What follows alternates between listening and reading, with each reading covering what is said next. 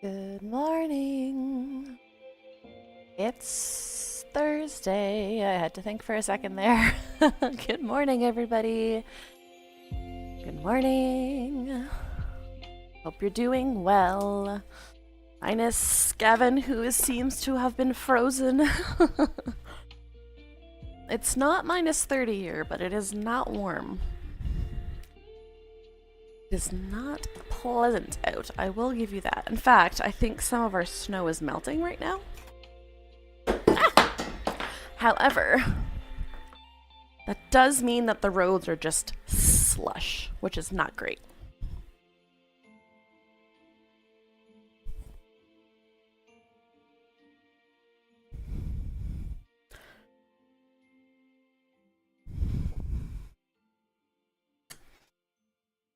But yes, tell me how you are, how you're feeling this morning.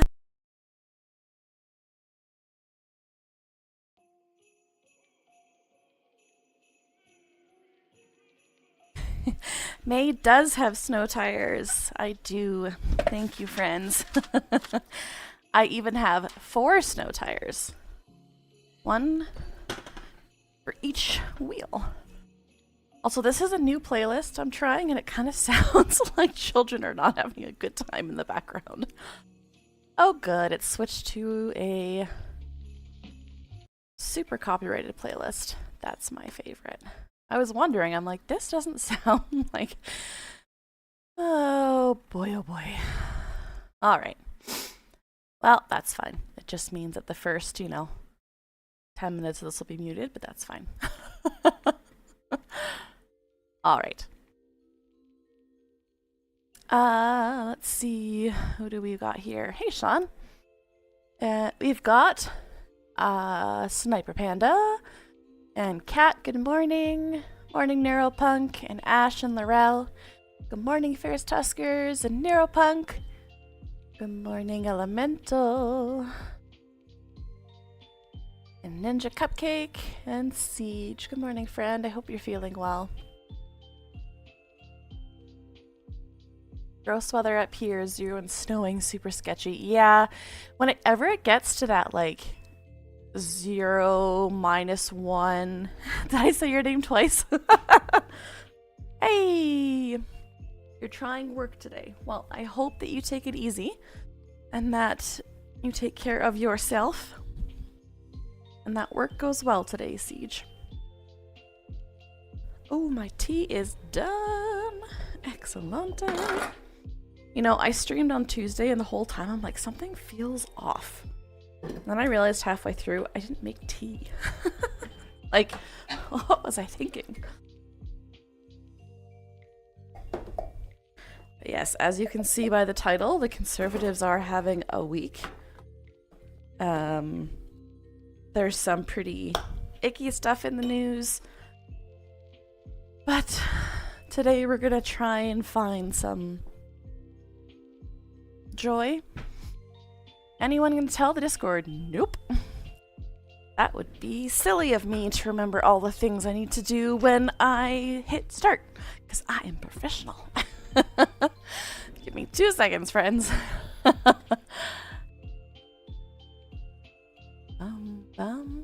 have it all typed up, I just didn't hit send.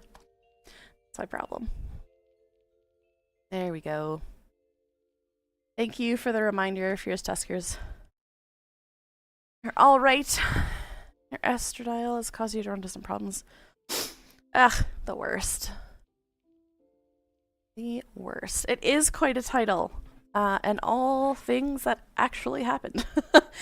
Yeah, we'll give people a couple minutes to join, since I forgot to tell our wonderful Discord. If you're not in our Discord, feel free to come join us. We have conversations about everything from long cat, from cats to, oh my goodness, everything. Photography and art. Good morning, Vapor. And provincial news and federal news. Ooh, lovely. Good morning, Marquis. How are you? The archive has a stream bot for me. Yeah, I've got some pretty great friends. Morning, Panford Dune. There we go. Good day, Erasmo Atlantic. I hope you're well. Will you Adderall nap? Excellent. Morning, Anu. Morning, Dr. Badstrings.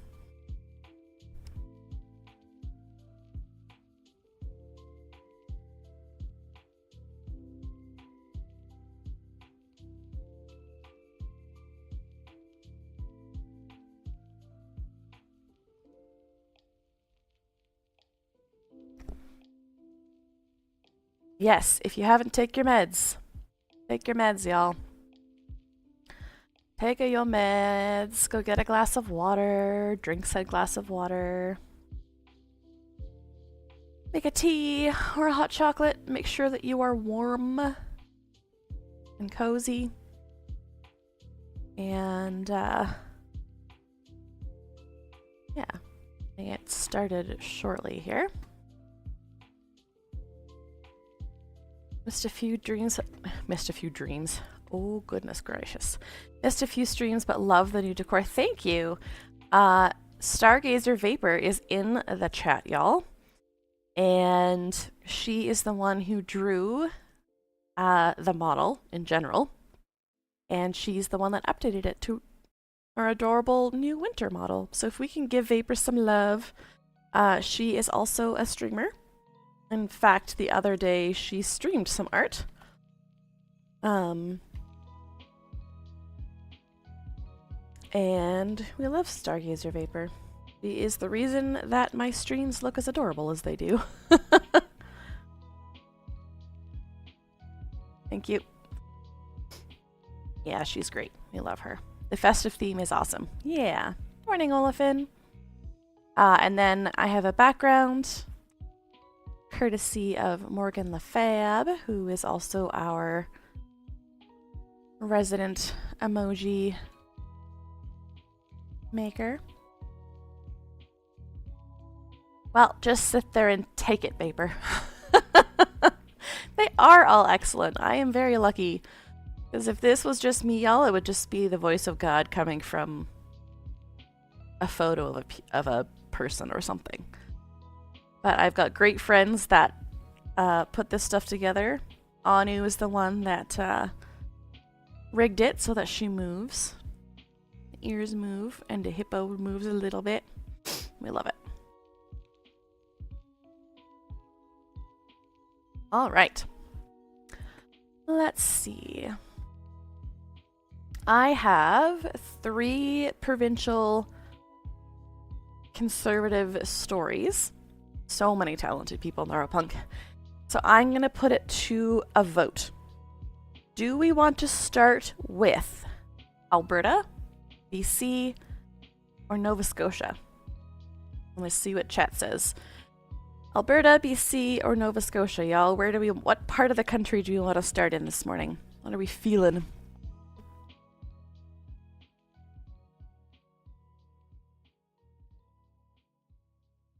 Scotia. Okay, 1 vote.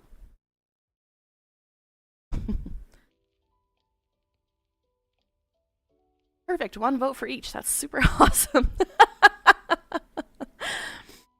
All of these well, least depressing. I mean, Alberta's kind of always depressing, but morning, Canadian Goose. Nova Scotia. Most to least depressing. Okay. Let's do... Alberta's a bit of a longer one. Oh, perfect. There's a poll at the top of the chat. Thanks, Fran. You guys can vote in that for a minute. West to east. Okay. Nova Scotia is pulling ahead. I will say the Nova Scotia story is probably medium depressing. And then BC is good. Alberta is... Actually, there's some really good Alberta news today, which doesn't often happen.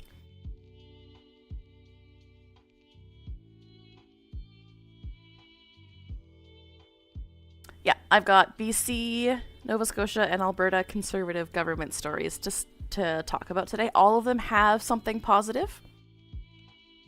But I'm just asking y'all what you want to start with. How long is the poll for, Yavin? Or Olafin, whoever made that? Did we just become best friends? Yep! Good morning, Morgan. Thank you, friend. Does someone say good news in Alberta? Yeah. Perfect. Fair enough. S, hey? No, that's fair. That's perfect. We're going to start with...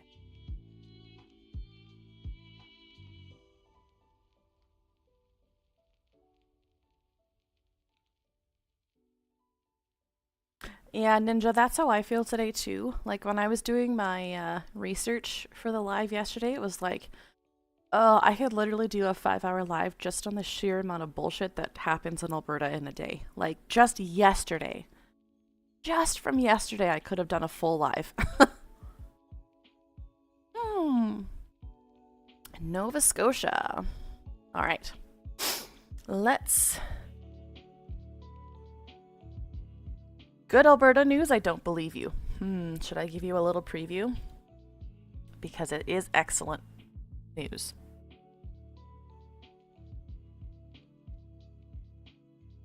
And we'll give you a tiny preview.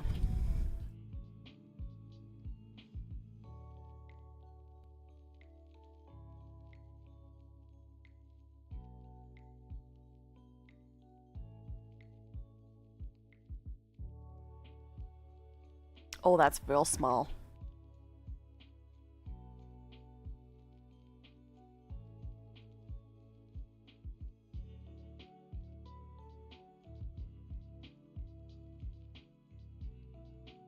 That is your small preview for the good news out of Alberta.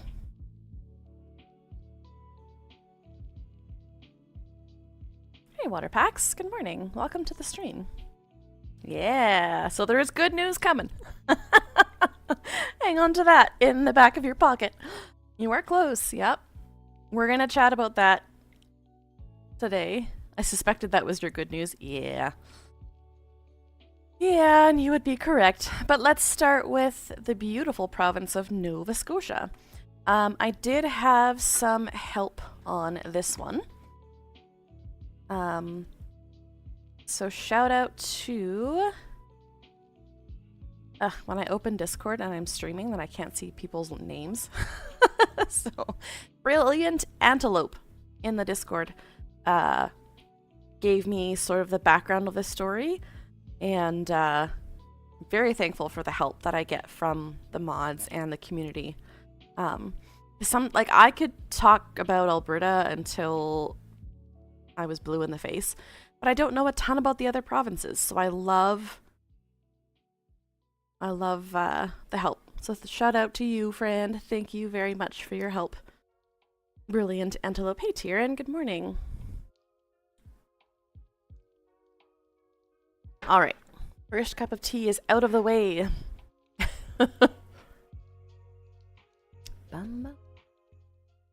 Sit down just a touch here. All right. So this article is from August of 2025. I believe this started. Oh goodness. I think the actual attack happened in the spring. Let me double check. You can see how slow my internet is. You read your name is Water Pancakes. Are you hungry, Vapor?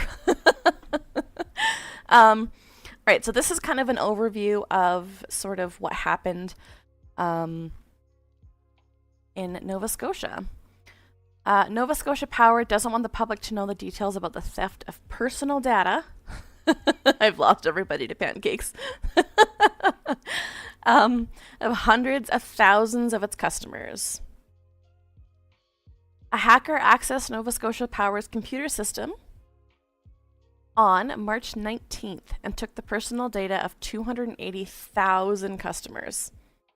Oh, I love toaster strudel. Nova Scotia Power did not discover the breach until April. So almost a full month later. Presumably the company only, quote-unquote, discovered it because the hacker demanded a ransom. Nova Scotia Power refused to pay the ransom.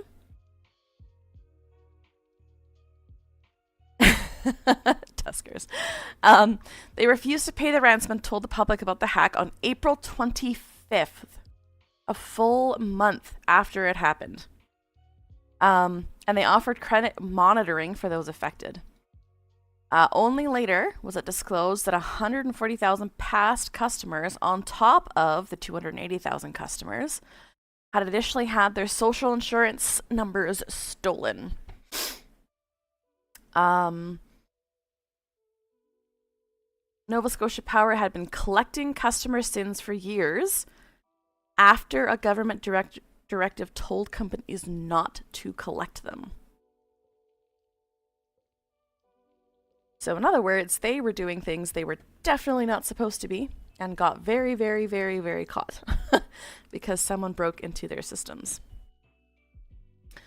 Customers complained that the hack has caused them anguish, time, and hassle. Yeah. And that Nova Scotia Power has not adequately compensated them. I think he picked up a USB key. After some initial back and forth, on July 14th, the Nova Scotia Energy Board ordered Nova Scotia Power to prepare a report. Almost like having everything connected to the internet is an unnecessary risk, imagine.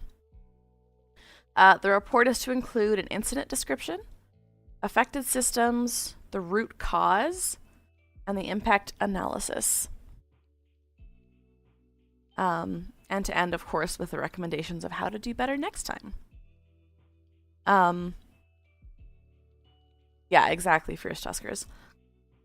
The Energy Board underscored that the investigation is to be public. While the board appreciates it will not be possible to publicly disclose certain information for security reasons and to mitigate impacts relating to personal and confidential information, don't use password as your password. It's important that the board's inquiry be conducted publicly. This is as it should be. We, the public, need to know why and what happened. What happened and why, rather.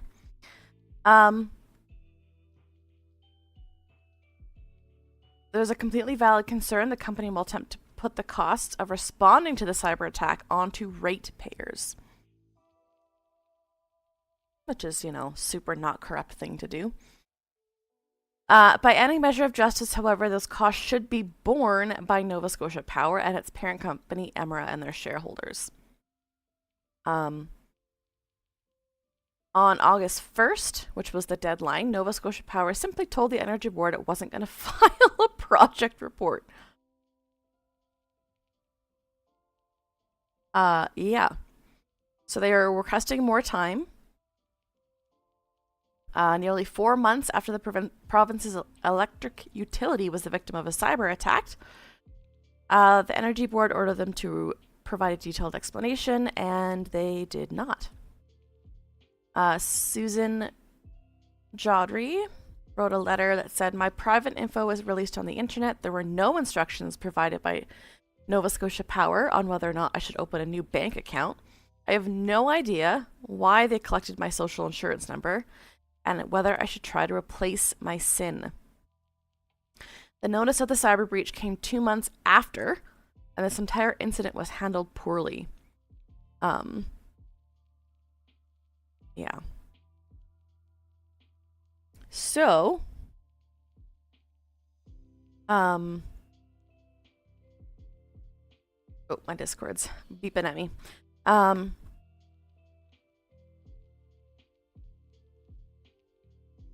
The board agrees that the filing of the report may be delayed, but directs the NS Power to file any request it's okay, Olafin. It intends to make around confidentiality or other processes issues with the board no later. Yeah, 2 months. It took them 2 months to tell the public that that's what they were doing. Which is, you know, awful. Yeah, why were they collecting SINs in the first place? I don't know. I forget how to turn streamer mode back on for Discord, then it won't beep at me. It's all good, friends. Keep chatting. I figure that out after. On August the 8th, Nova Scotia Power submitted that formal request for confidentiality. So they want to try and hide as much of this as humanly possible, citing supposed internally recognized processes into cybersecurity attacks.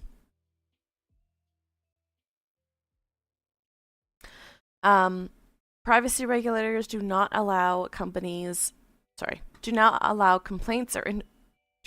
interveners to participate in the inquiry process. If Nova Scotia Power didn't want adversarial interested parties, that is, we the public and its customers, thanks. Maybe it shouldn't have been such a dirtbag company leeching its customers for obscene profits while constantly providing shitty and unreliable service. Just a thought. User settings. Remote. Where'd it go?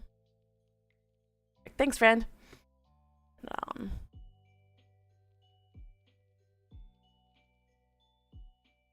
You guys don't have to enter your SIN numbers to access your power. I don't. Not in Alberta. Not that I know of.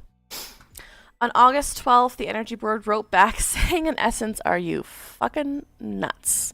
Hey, BDS is BDE. Yeah, adversarial interested parties is, one way to say it.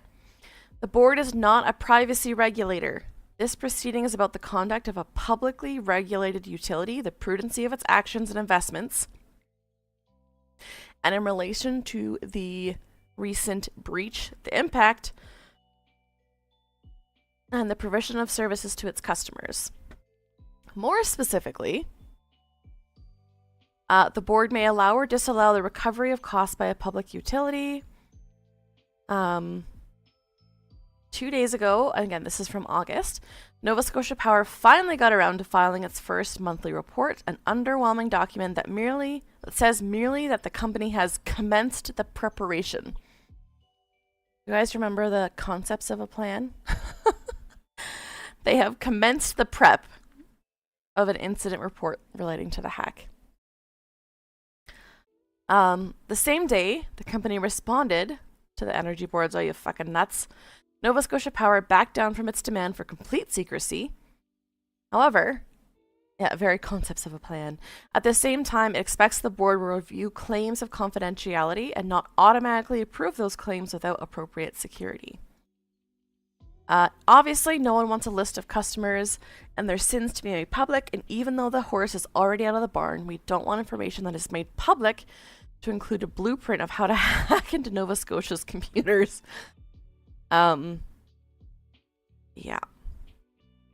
How could they be so oblivious to the threat to customer data? There have been repeated high-profile data breaches in recent years. 23andMe, Bank of America, Ticketmaster, hospitals, All of those things. Yeah, we have investigated starting the beginning, exactly. This must not be swept under the rug of confidentiality.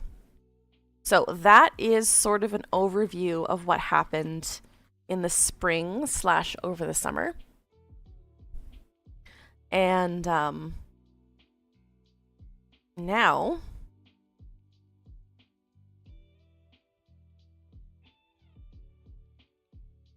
where'd it go here?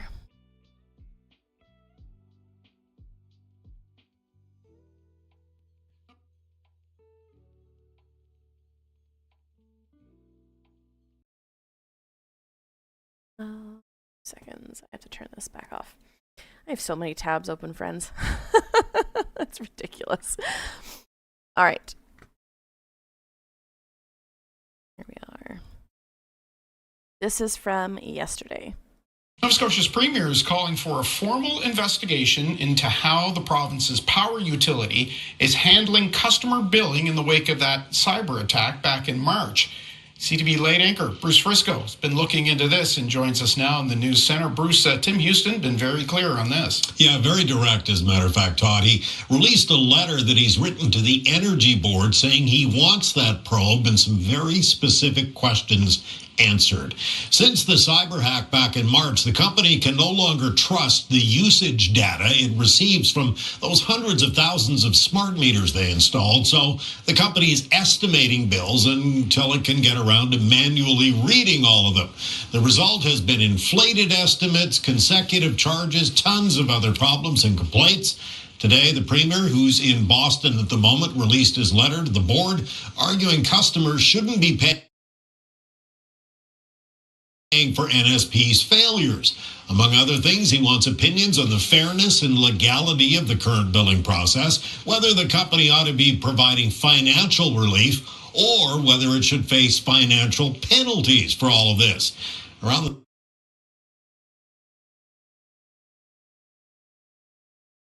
the same time this came out, the NDP leader, Claudia Chender, also calling for government intervention and even offered up some potential solutions.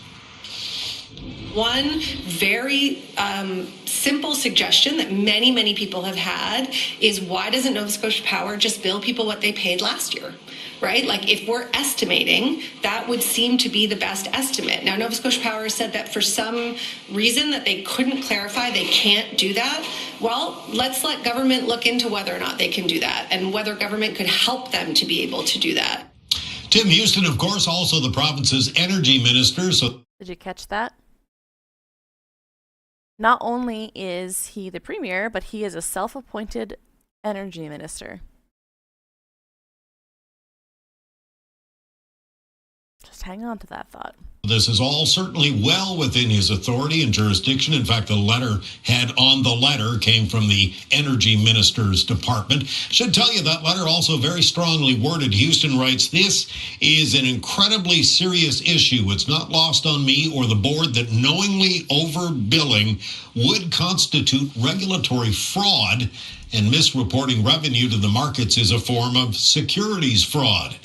Haven't seen an official response from NSP or the board, but Houston says he wants this top priority with a public update on the scope and the timeline of the investigation, Todd. All right, direct indeed. CTV late anchor Bruce Frisco. Right. So just sneaking that in there for a minute, the Premier is also the self-appointed... yeah. This is from December 3rd. Yeah, that's the right one. Oh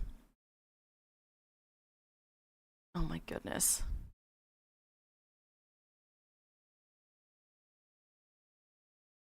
Can I put this on?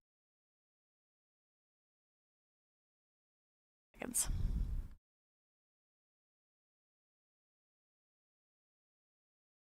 Yeah, just regulatory fraud. That's all. Just a little fraud. Oh, good glory. That's not going to work. Come on, Mr. Ad. Come on, Mr. Ad. All right, here we go. I apologize for the... All right, so this is the CEO of Nova Scotia Power. concern and disruption this has caused. Nova Scotia Start from the Power. beginning here. I want to acknowledge and apologize for the concern and disruption this has caused. Nova Scotia Power execs were in the hot seat detailing the cyber attack that brought the utility to its knees earlier this year. This incident was an unprecedented, sophisticated, and targeted attack. Based on expert assessments and intelligence, there's a high degree of confidence that the activity was closely associated with a Russia-based threat actor group. Losing connection to meters, leading the utility to estimate everyone's bill. So they lost contact with the meters.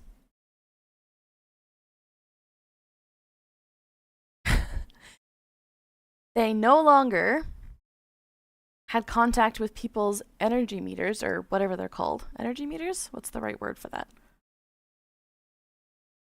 And so that's why they have to estimate everyone's bills, because they couldn't possibly, they can't figure it out how much energy people are actually using, because they lost, they can't get accurate readings. The meter readers has been sending, Greg said the utility has been sending meter readers to get accurate reading, knowing that 75% of customers should be receiving accurate bills. Should be. Yep, they did, Ninja. There's a high degree of confidence that the activity was closely associated with a Russia-based threat actor group. Losing connection to meters, leading the utility to estimate everyone's bills, but MLAs say they've heard stories of people being charged double and triple last year's usage. The system was never designed to estimate that number of bills. 75% of customers. We don't know how to estimate all the bills. I don't know how to do it. We can't figure it out, guys. Did we just become best friends? Yep! Hey, Water Packs, thank you for the sub, friend. Read, all will be done by the end of March, and all bills are to be accurate by then. If we have overestimated your bill, we will fix it. If you have overpaid, we will fix it. And if we make a mistake, we will fix it. Saying customers will get a credit or be able to apply for a refund. So in other words, they're not going to look into whether or not they overcharged people. They did, Morgan. They sent people out. Where to go?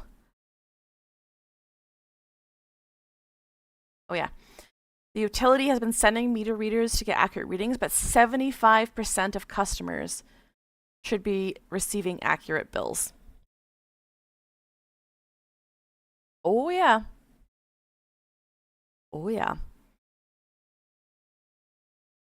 It's He brutal. declined publicly stating the cost of the cyber attack, but maintained customers won't pay for it. Meanwhile, social insurance numbers will be removed from Nova Scotia Power systems by March 31st at the latest. The CEO says that's yet to be done. Oh my goodness.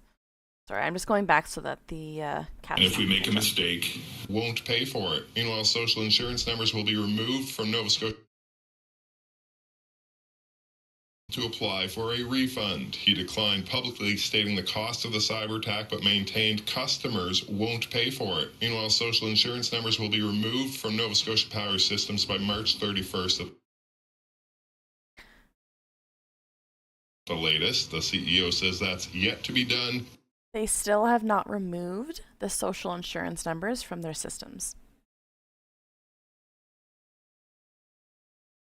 Due to simultaneous investigations. Opposition parties say a committee appearance isn't enough, calling for a review of the utility. An NDP motion to have the Department of Energy come before the committee was voted down by the Tories. But there are still a lot of questions. What is it that government is doing to help Nova Scotians with the big challenges that have been revealed by this breach? This today was a bit of a dog and pony show. The government has called a private company that has an interest to protect their bottom line. Nova Scotia Power can't be the only ones we're talking to about this. But a governing MLA says the PCs will hold the utility accountable. I'm going to go to caucus tomorrow, and I'm going to suggest that they have hurt Nova Scotians, and they need to be subject to it. I'm going to tell them they hurt people's feelings, and that's going to solve the problem. No, if they haven't even removed the social insurance numbers, and then they're saying that they're incapable of doing that, they're incapable of reading all of the meters correctly, but they'll be able to refund people the money that they paid at some point. Fine. that will hurt. Well, what would hurt? I think it would have to have 6 zeros anyway. He says Premier and Energy Minister Tim Houston will have more to say Thursday. Callum Smith, CTV News, Halifax. Yeah. It's less likely than you think. Yeah, exactly. Yeah, exactly, Anu. It should not be that difficult to do. And like we saw in the previous video, the NDP just said just charge people the same thing that they got charged last year. You know? Take the L. You guys messed this up. It's on you. They might be using SINs as unique identifiers, in which case the system itself might have to be changed. How complex that would be depends on what system they're using. Yep. Yeah. NDP and opposition leader Claudia Schender told the committee meeting she has received many emails from constituents who are fed up with the utility and their estimated bills. I have to be worried about my identity and credit for the rest of my life due to no fault of my own, but Nova Scotia Power gets to send me a bill for twice what I owe.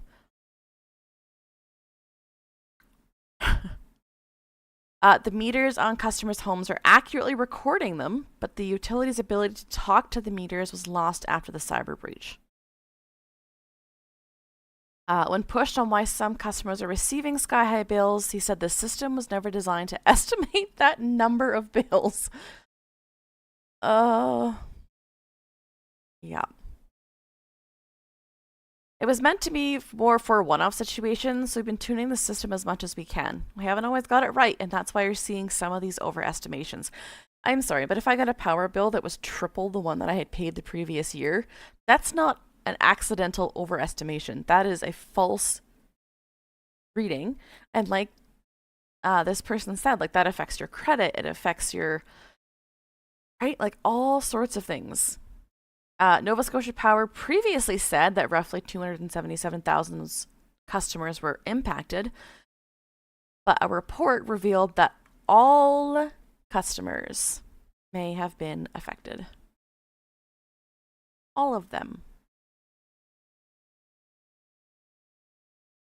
Yeah, so we are, I think at some point today, Tim Houston is going to actually speak on this. Yeah, at a time when costs are high and people are living more precariously than ever. Yeah. Brutal. Oh, that's an ad. I was like, what? So this is the letter that the Premier / Energy Minister sent to the Energy Board. Energy Board. I am extremely concerned about the number of Nova Scotians who are experiencing inaccurate billing. Since the cyber attack over 8 months ago, NSP has continually relied on estimated billing. So every single month, they're estimating the bills and sending them out with a system that is not made to estimate that many bills. For 8 months, they've been doing this. Customers have faced inflated bills, consecutive charges within short time frames, and a lack of clear communication about adjustments.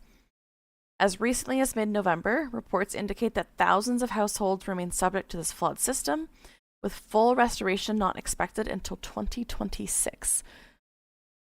Some of those people, if you're paying triple what your energy bill was the previous year, you're not buying food. Like, and for them to be like, oh, well, it'll be resolved by March. Take care, Laurel. See you later. The practice has led to widespread confusion, financial strain, and has eroded public confidence. Customers should not be paying for the failures. The cyber attack was not the fault of Nova Scotians, and yet by March, they are bearing the financial consequences. Inadequate does not begin to describe the level of transparency that NSP has shown its customers. Second half. This is an incredibly serious issue. I don't know. When is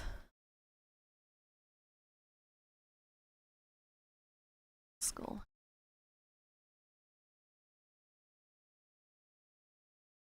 Yeah, it's March. So at the end of the fiscal year.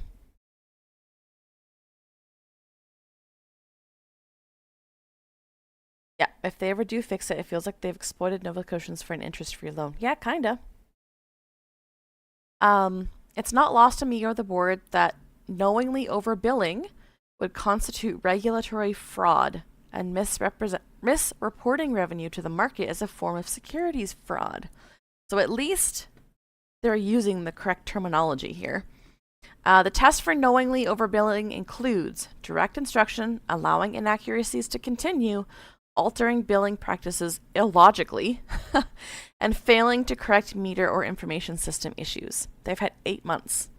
Now, granted, I don't know the extent to which the system would have to be changed in order to be able to gain access to those meters again, but that I can't imagine a company as big as that needs 8 months. Could be wrong. Many Nova Scotians are struggling. A promise of future fixes does little to help them. It's unfair to expect ratepayers to meet exorbitant prices when NSP has proven themselves incapable of paying their own. So he's calling for a formal inquiry in the fairness and legality of their estimated billing methodology, the adequacy of consumer protections and communications, timeline and contingency plan, whether NSP should provide financial relief credits or bill smoothing options to affected customers. Yeah, absolutely. When a data breach happens, everything is shut down. Everything should be shut down. And whether NSP is subject to financial penalties, and if so, the maximum amount that can be levied, not level. The theory is right. The ransomware caused them to use the cryptographic keys. They have to pull each meter manually. Okay, fair enough. However, they haven't provided any proof that that's what they're doing. You know, there's no, hey, by the way, this is the approach that we're taking, and we're going to try and do it this way. They just kept things behind bars. Yeah, their transparency is that of cement. Absolutely accurate. This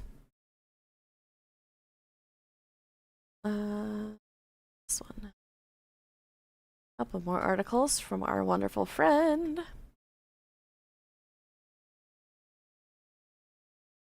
And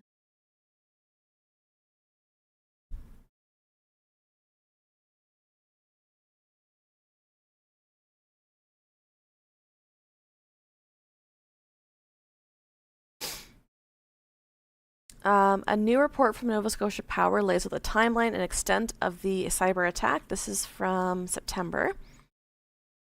It remains possible that all of the company's customers may have been impacted by the cyber attack.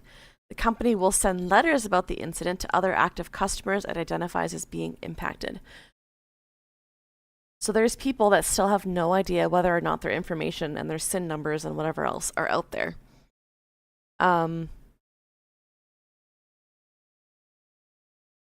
Yeah. Nova Scotia Power is offering a free 5-year credit monitoring service through TransUnion for impacted customers.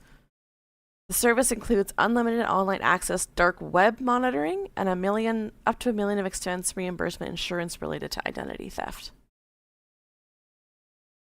Okay.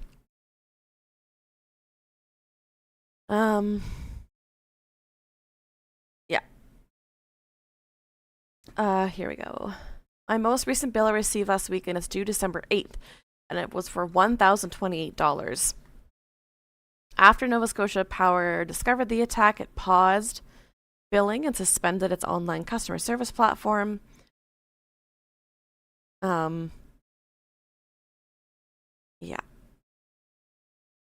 Workers are manually checking meters. They should be informing the whole customer base, absolutely. Yeah, that's fair, Anu. In the wake of customer complaints, it said it was sending out workers to manually check meters.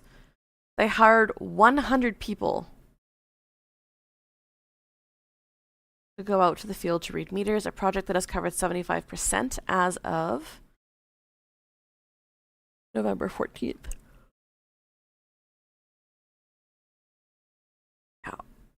Some customers are still being informed. I can't understand why an organization that has the resources of Nova Scotia Power, that it takes 7 months to learn about this. He said he got a letter on Wednesday that was dated October 31st informing him his data could be compromised. Yikes. All right. So, that is our first provincial Conservative story. Again, at some point today, there's going to be another announcement from the Premier. But yeah, we're going to keep an eye on that story for sure. Because that's just a bit of a disaster. And by a bit of a disaster, I mean potentially millions of people. Sorry, everybody. Millions of people had their data stolen. Sorry for the blaring music in your ears. All right. I am going to pull up our next... Oh, goodness. I forgot we have Saskatchewan as well today. Do Sask next, because it's not as...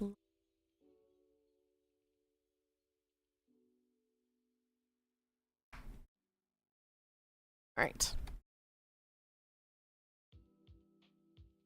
I lost my home as well.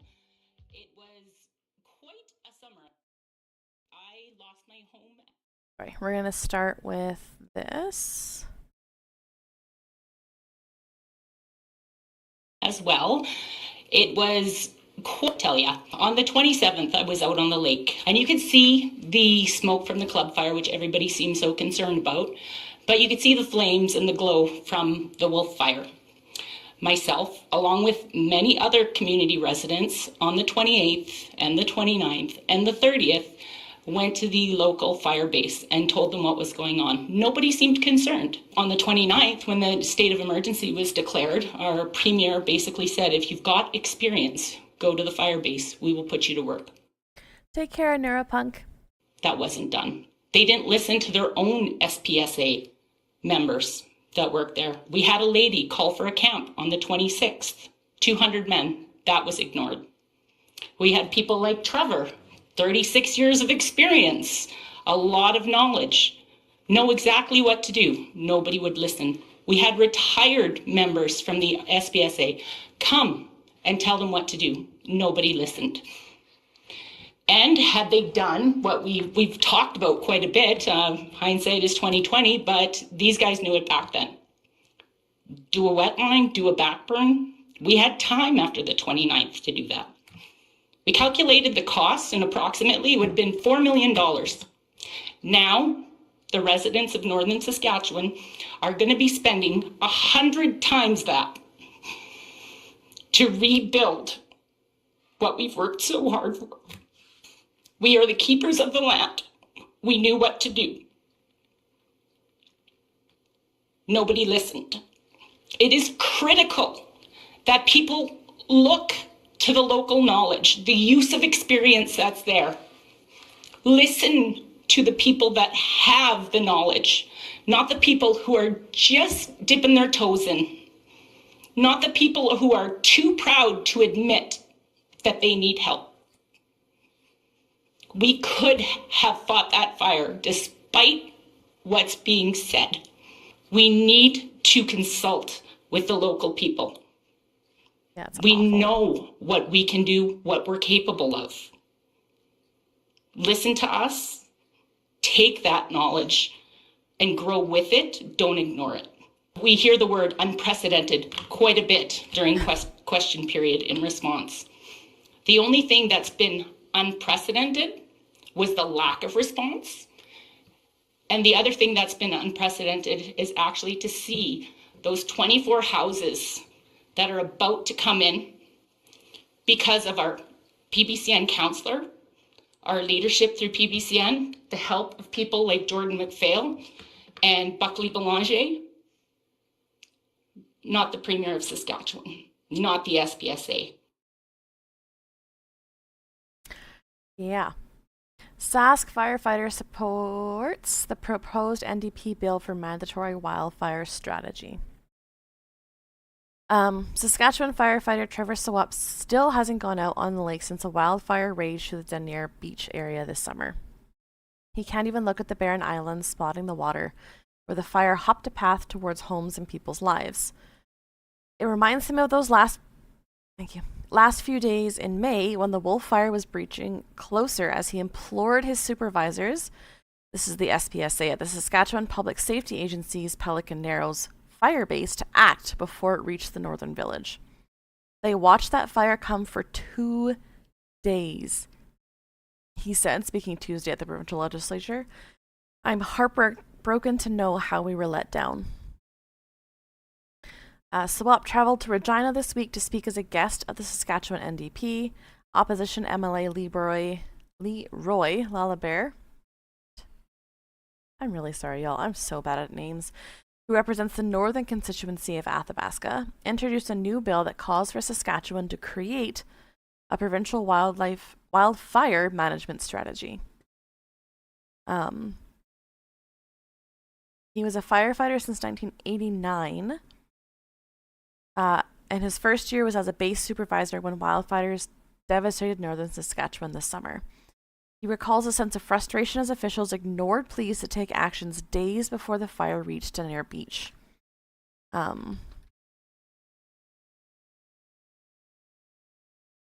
Just so that you guys see.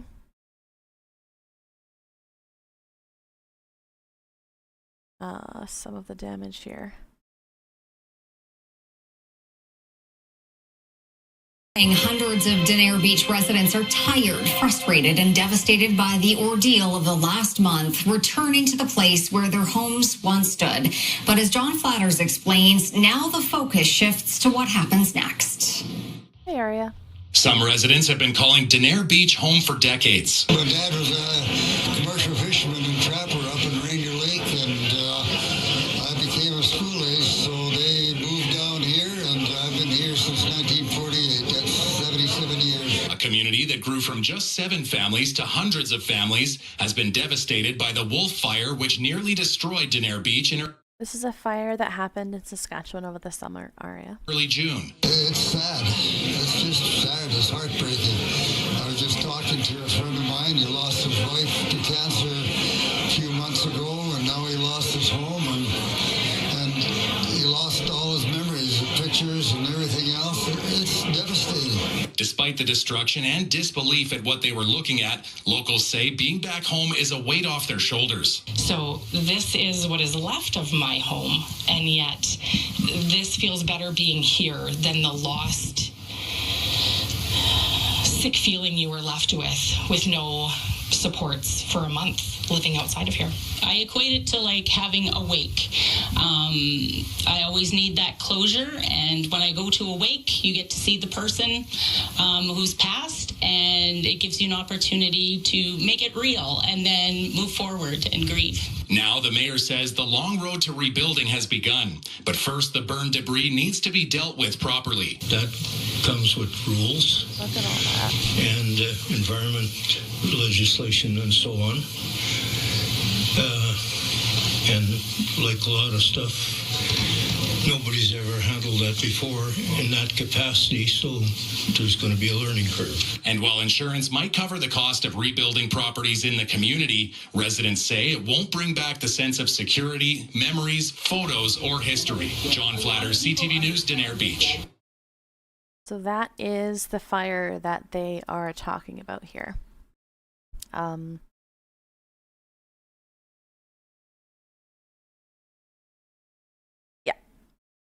We're specifically talking about a group of residents who told Saskatchewan authorities that this fire was approaching, and they got completely ignored. They had 2 days to do something about it before it hit Denair Beach, and they did nothing. I would have started burning off islands. That would have saved our community, but they just wouldn't listen. No one listened to me or anyone else with experience. The current Wildfire Act says the province is responsible for the prevention, detection, control, suppression, and investigation of wildfires. The SPSA is responsible for managing the province's emergency responses. Thanks, Gavin.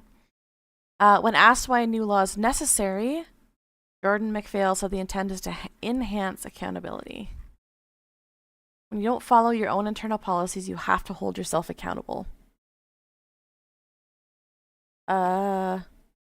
Sort of. The proposed bill also specifies that any strategy developed must feature ongoing public consultation, including Indigenous stakeholders and experts in the affected wildlife areas. Yeah.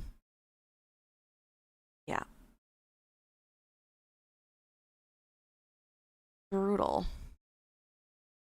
This is I mean, they talked about the Saskatchewan fires a lot in the news. Do it, lady. Hey, I'm Rahosine. Yeah. The fires aren't new. The fact that people weren't listened to isn't new. This is the new part. The NDP in Saskatchewan has introduced a bill, to establish provincial wildfire strategy. This was a horrific summer for so many people in northern Saskatchewan. I want them to know that we've heard their calls for change, says Carla Beck.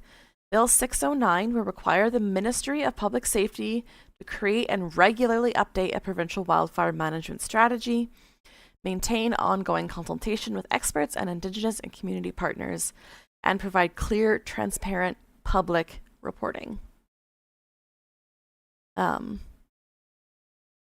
Yeah. So again, NDP introducing bills in legislatures in order to protect Saskatchewan from anything like that happening again. Taking action is good. Yep. Have a good bus ride, Siege. All right. Let's do BC for a moment, if I can find my links back here. Actually, you know what we're going to do? We're going to take... I'm doing well. How are you? We're going to take a 5-minute break while I get our next set of stories set up. So we will see you in 5.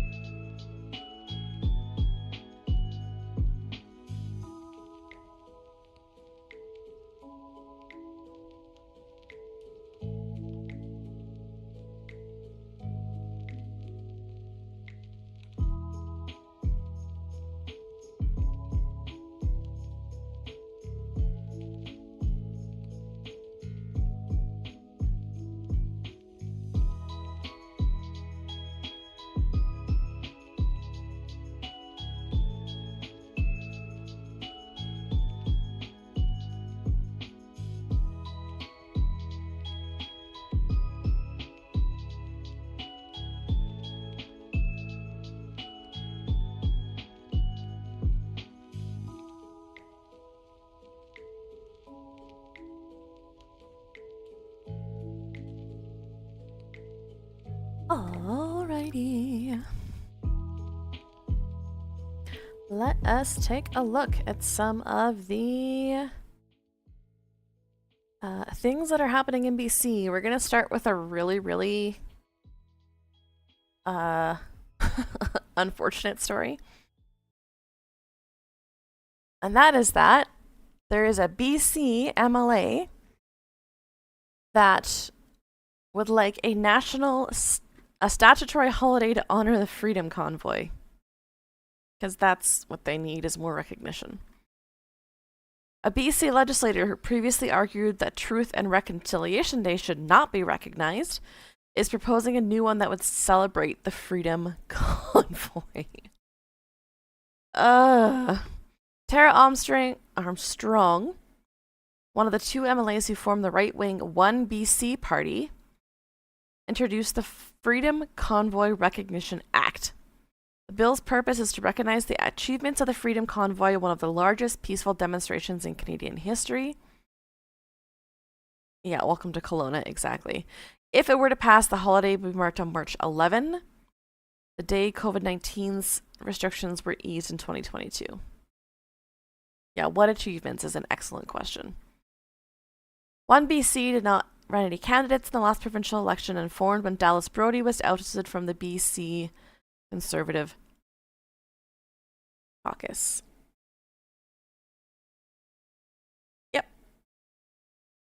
Yep.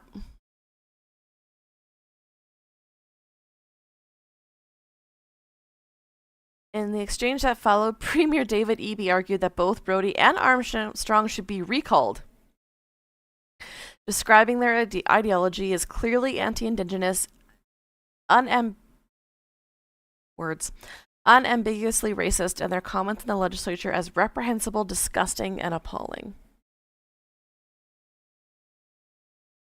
Burning a hole in the ozone above Ottawa. Yep. Now, speaking of the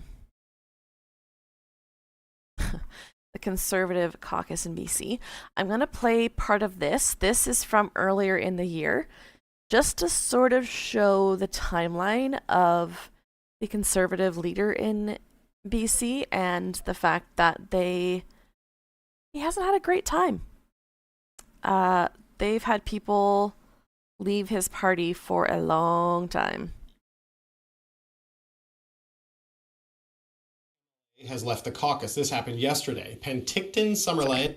Well, the British Columbia Conservatives are in the spotlight after yet another MLA has left the caucus. This happened yesterday. Penticton, Summerland MLA Amelia Boltby quit, saying that she had witnessed the unraveling of party leader John Rustad. Following Boltby's resignation, Rustad accused Boltby of leaking internal caucus information. She made the decision to leave our caucus. We were trying to work through some issues with her. Unfortunately, we were not able to succeed in doing that. It's also unfortunate that we have from 4 different sources, including somebody who's working with the NDP side, who says, "What's going on with your MLA in Penticton? She's leaking everything to everyone." Well, BC Independent MLA Amelia Boltby joins me now. We did request an interview with John Rustad as well, but did not receive a response. But Amelia Boltby, thank you so much for saying yes and being here today. We appreciate your time. Thanks for having me. I wonder if you could just respond to that allegation there from John Rustad that what's going on with the MLA from Penticton? She's leaking everything to everyone. Were you leaking everything to everyone, as your former leader says? No, absolutely not. I'll be blunt. John's lying. If he had evidence that showed that I was a leak, he would have kicked me out of caucus. He already searched my phone, just like he searched everybody else's. Recall that when he... Pardon me? Since when does a leader of a party get to go through their members' phones? kicked out Eleanor, he also said that she was the leak. So he's accused, half a dozen other people in this caucus of being the leak.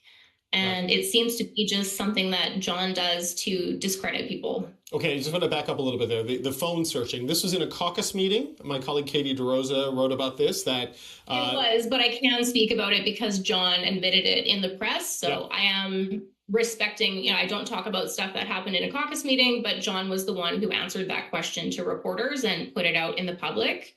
Right. That he did order the search of both of our cell phones, so our work phone and our personal phone. And someone from the party did examine everyone's phones, including. I can see if you were given a work phone from work and they asked to look through it, I can sort of see that.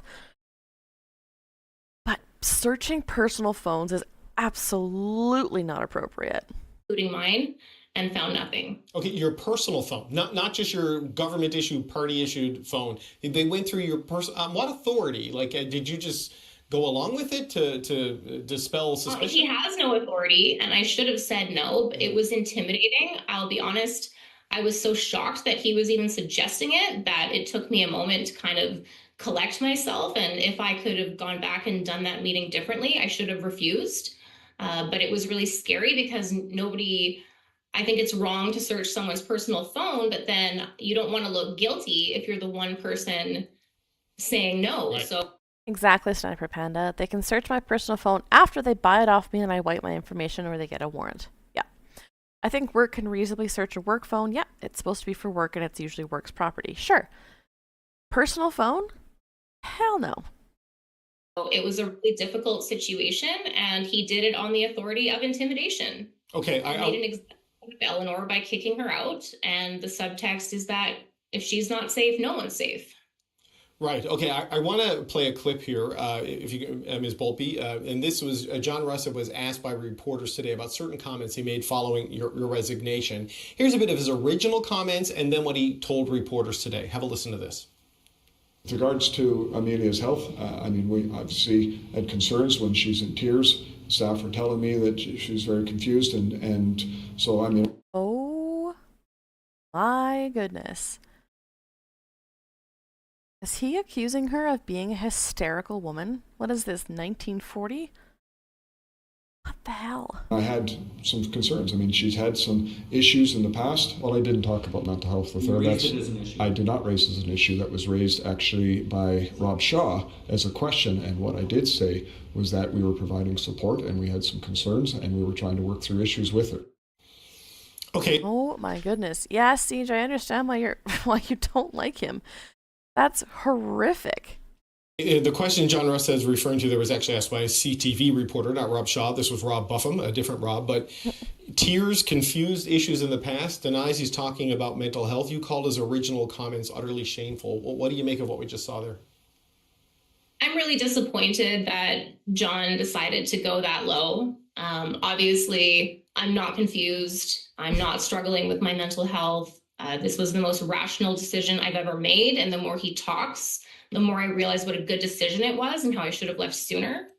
It's very convenient that John waited until I had left to raise my mental health. It was never raised with me while I was there. Of course not, because he didn't have a valid reason for why you would have left. But telling fellow conservatives that you were a crying, unstable woman is enough for them. 5 months ago, I was really struggling with a child abuse case that I was working on in my capacity as the shadow minister for MCFD. I shared that journey of mine with John in confidence because I thought he was a friend and mentor. I got some counseling. I got some other help to, help me deal with that, and which worked. I'm sorry, she was struggling with a child abuse case and you're going to use that as your... Oh, this makes me angry. Oh. Great. Mm-hmm. I've always been working full time. I've never closed down my office. I've always been doing my job. And I want to convey to British Columbians who hear how John's talking about me to say, don't let this man make you feel like there's something wrong with you if you have depression or if you need counseling to help cope with something that's difficult. I think we need to destigmatize getting assistance with your mental health. Absolutely. So that more people feel empowered to reach out. And it's shameful when John uses it as a weapon like that. It's really ugly. But Amelia Volpe, what is wrong with the Conservative Party of British Columbia right now? You're one of... Excellent question. Excellent question. Whoops. 5 MLAs, I believe, who have left or been kicked out or whatever since in the less than a year. We're 3 or 4 days away from the 1-year anniversary of the election, which this newly formed party almost won. And here we are, that you are the latest of 5. You know what I mean? And this is spilling out into public in an ugly way. I mean, what is going on with the Conservative Party of British Columbia? I think the simplest explanation is that it's a lack Did of he good get it? leadership, and I Amazing. blame it on John I'll cover that in Rustad. just a sec. Since when does the buck not stop with the leader? He's always blaming everyone else. He blames the caucus. He blames staff. You know, he says that we're the problem. We're not. This is a very viable party. We did amazing in the last election. We had a bit of a lift because of the federal Conservatives. But the reason that we did so well is because British Columbians are hungry and demanding a good alternative to the NDP. And I wanted to be able to provide that to them. I was very excited to be on the team. I was very loyal to him. And I am very sad and disappointed by how poorly it's been managed. And, you know, I wish that it hadn't gone this way. You know, John Rustad was on the early edition. Do you have a source for that, Gavin? This morning in British Columbia, and he said that the Conservatives are in a better situation today because they can now stay totally focused on the NDP. I mean, what do you make of that assessment from your former leader? I'm going to disagree. I do think that the team is doing amazing work. I think that a lot has been done that's good in the past year. Oh, And I saw the to temper that, tantrum. We're going to attribute watch the hard that work next. of my colleagues, the other MLAs. I give them credit for that. I think they've done it without enough direction or help from John and the leadership. Not because I don't believe you, but just because I want to be able to pull it up here. And if we had had a better leader, you know, John had 2 jobs. Number 1, keep Conservatives together so that we are all united against the NDP. He alienated the left and the right. So he's done even worse than Kevin Falcon. That's the worst case scenario. We are splintered everywhere. And then his second thing he needed to do was to keep us election ready at all times because, you know, the thinking is that this government could be quite unstable. We should be ready for anything. And here we are today. We've got problems with fundraising. We are disorganized, not election ready, not on message. And the fact that John is even spending so much time trying to discredit me just shows you what I'm talking about. Why is he even talking about me? Go talk about the NDP.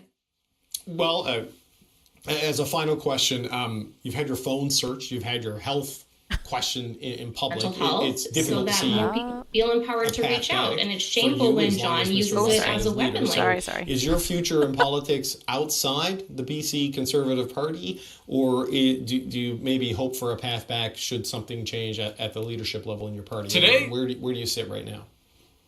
I think the sad reality is that this may very well spell the end of my political career. If by the time the next election rolls around, I'm not with a party, I would not run as an independent because I don't agree with vote splitting. I do want to see a Conservative government here in BC, and I don't think that I could add to that as an independent. And I'm ready to accept those consequences. I hope that I can have a career in politics, but at this point, all I can say is that I'm going to serve the rest of my term with dignity, with integrity, not be associated with what's going on over there. If John is not the leader, I would love to come back to my caucus and my party and my friends, and I would love to be part of that journey, but I'm not holding my breath, and it's up to them how they want to proceed now. Amelia Volpe, BC now independent MLA. We appreciate your time. Thank you for coming on the show today. Thanks for having me. All right, so that is... I'm trying to find the actual speech that he made. In an email, that's why. Okay, so that was a couple months ago. In October, and now, as of yesterday,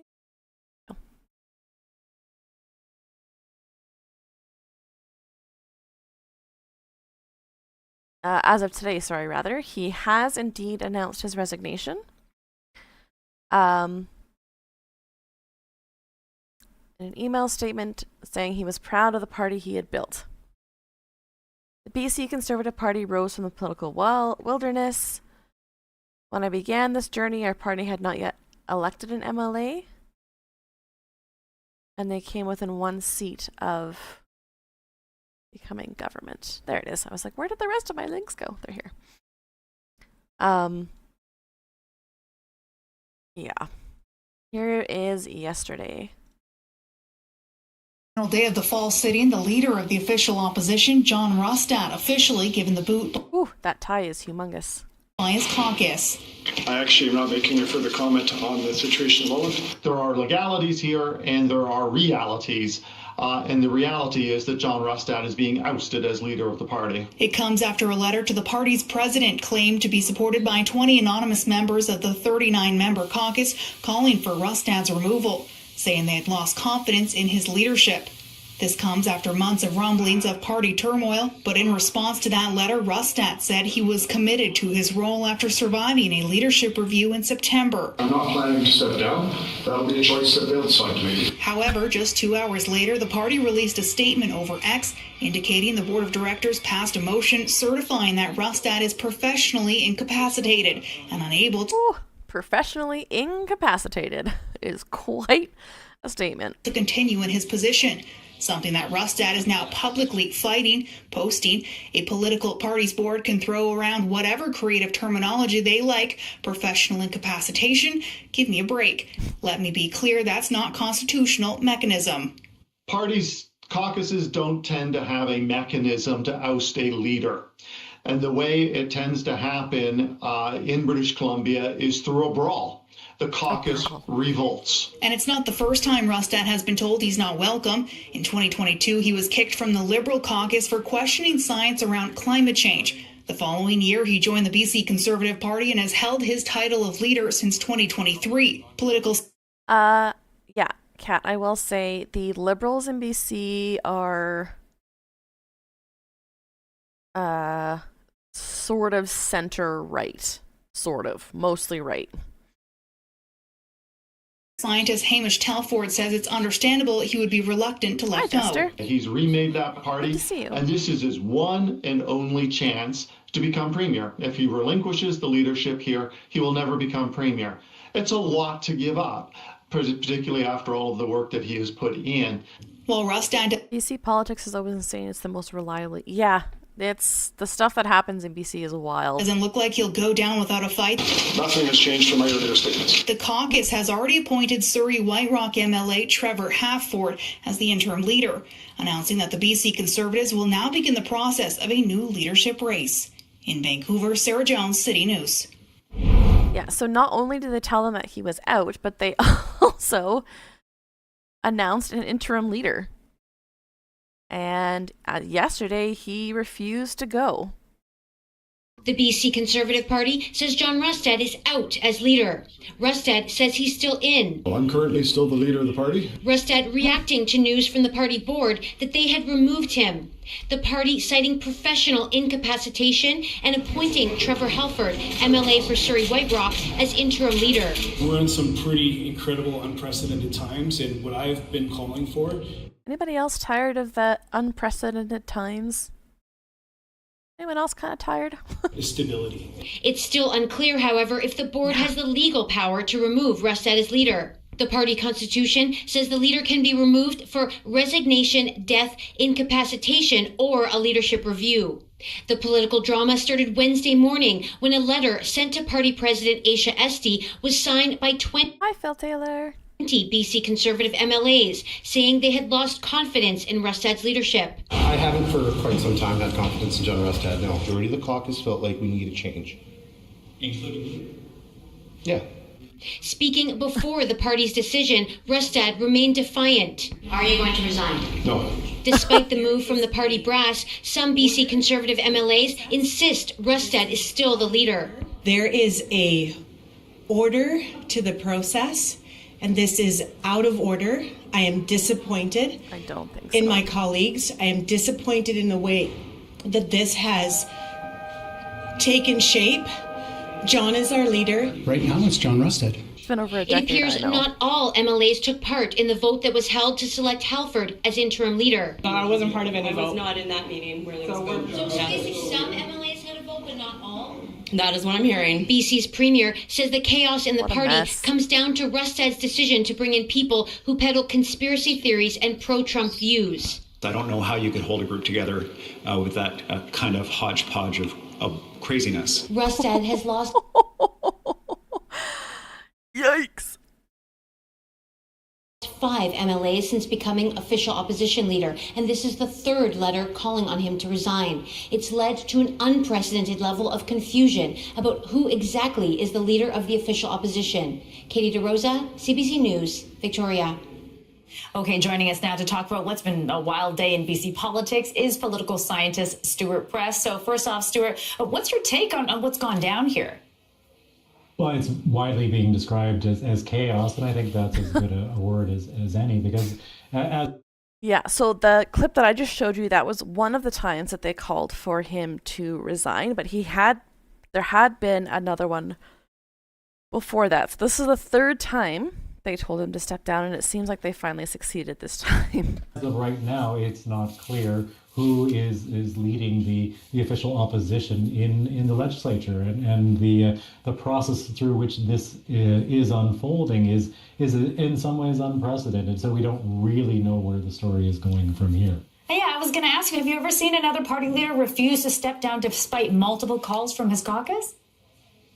We have certainly seen leaders drag their heels and refuse to look up at the writing on the wall. But generally speaking, when the signals are this clear, this unambiguous, that their time has run out, and that they are losing the support of the party apparatus, that they are losing the support of serving MLAs within their caucus, that they don't really have the confidence of the party that they hope to lead, and sooner or later they bow, generally with a certain amount of grace. We saw a version of this story federally just last fall when Justin Trudeau took his time in announcing his decision to step down as Prime Minister, but eventually he bowed to what was increasingly clearly the inevitable and stepped aside. And Mr. Rustad's refusal to do so is exactly in that sense very unusual. Yes, indeed. Now, he just went through a leadership review in September. He had nearly 71% support. Wow. Is that relevant here? Because this is something that he keeps citing publicly. It is relevant to a point, given the constitution of the BC Conservative Party. That is the only binding test of his leadership and the confidence in that leadership. So having passed that threshold. Gordon Campbell had an approval rating that was in single digits, and he didn't step down. Yeah, it happens. There was some scrutiny of the results and some issues with the ballots actually being counted. But at the end of the day, the votes counted had him passing his review. And yet, it doesn't speak to his ability to actually lead the party in the legislature. And this is effectively a gap in our own party leadership within Canada more broadly, where we elect leaders and we review leadership on the basis of party membership, but within the politics of the day, the actual individuals the leaders need to lead are those members of the caucus, and yet they don't always have the power to voice their displeasure in unambiguous terms, and we're seeing that tension exposed right now. And Stuart, so final 10 seconds here. Any quick thoughts on what the future of a conservative leading party is for BC?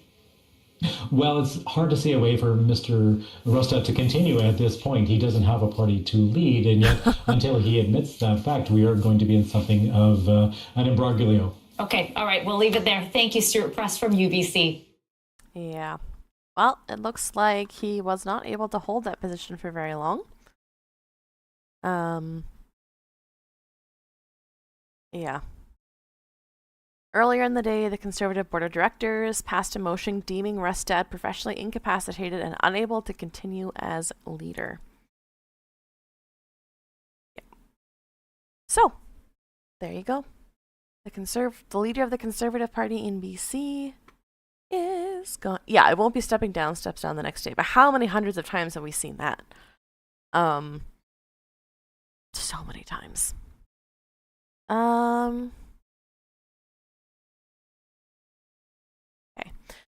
We're going to cover Alberta, and then the last story for today is going to be a net positive one, I promise. So we're going to get through Alberta together. And then we're going to move on to some news from the Assembly of the First Nations. Because had some good stuff happen yesterday. Yeah, a little more difficult, but we'll get there. Yes.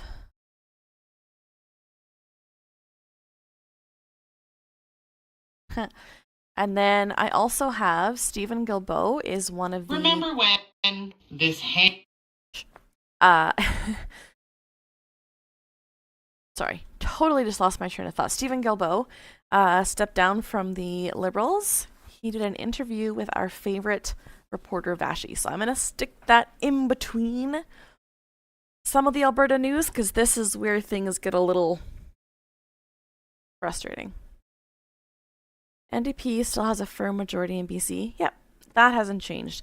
However, this could trigger an election in BC, but I'm not sure. Okay, so a couple of things. One is, I hope BB doesn't call it. Yeah. Again, another quote-unquote answer to the classroom complexities in Alberta. This is what they've decided is going to fix it. Good afternoon. Thank you, everyone, for joining us today. Classrooms are getting more complex, and we're seeing more incidents of aggression almost every day. Teachers and parents have made it clear that this is a growing issue in Alberta schools. A big part of classroom complexity can come from mental health challenges that aren't being addressed. To address this issue and help with classroom complexity and aggression, the government of Alberta is providing 60... Just note, they are clinging on to the aggression word. $9 million over 3 years for the Mental Health and Wellbeing Grant. This funding, originally provided in Budget 25, will give schools the tools and resources that they need to support student mental health. So again, this was already in the budget. This is not new. I want to explain a little bit more about how this new investment will help students and schools and how it fits into our larger plan to make classrooms safer and more supportive. First, I want to talk about the Mental Health and Wellbeing Grant itself. The $69 million will go to all school boards to help schools improve access to mental health services for students. School boards will get resources based on their enrollment levels, base funding, and local needs. So if you have a lot of students, you'll get extra pamphlets. This grant builds on the success of the Mental Health in Schools pilot project, which ended last year.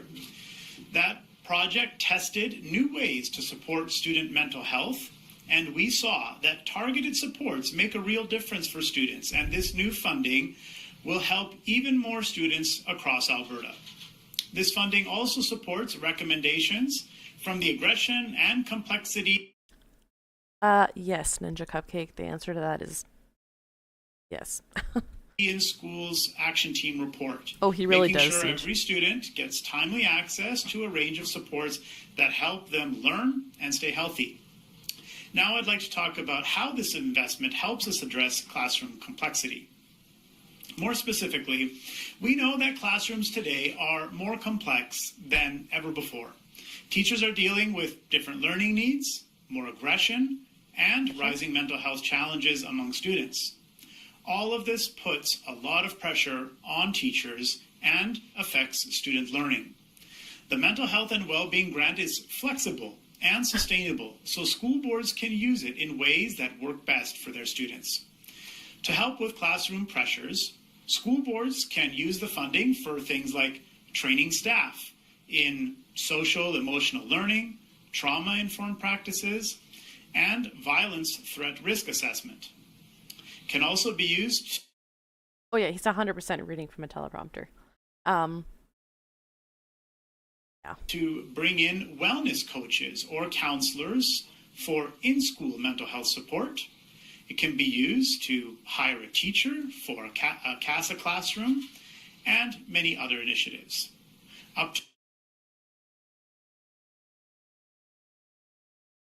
The problem with this is that they're going to say that the solution to the complexity in classrooms is to provide mental health supports. And while, yes, that is part of the complexity in classrooms, kiddos with disabilities are not going to be helped by a therapist. Does that make sense?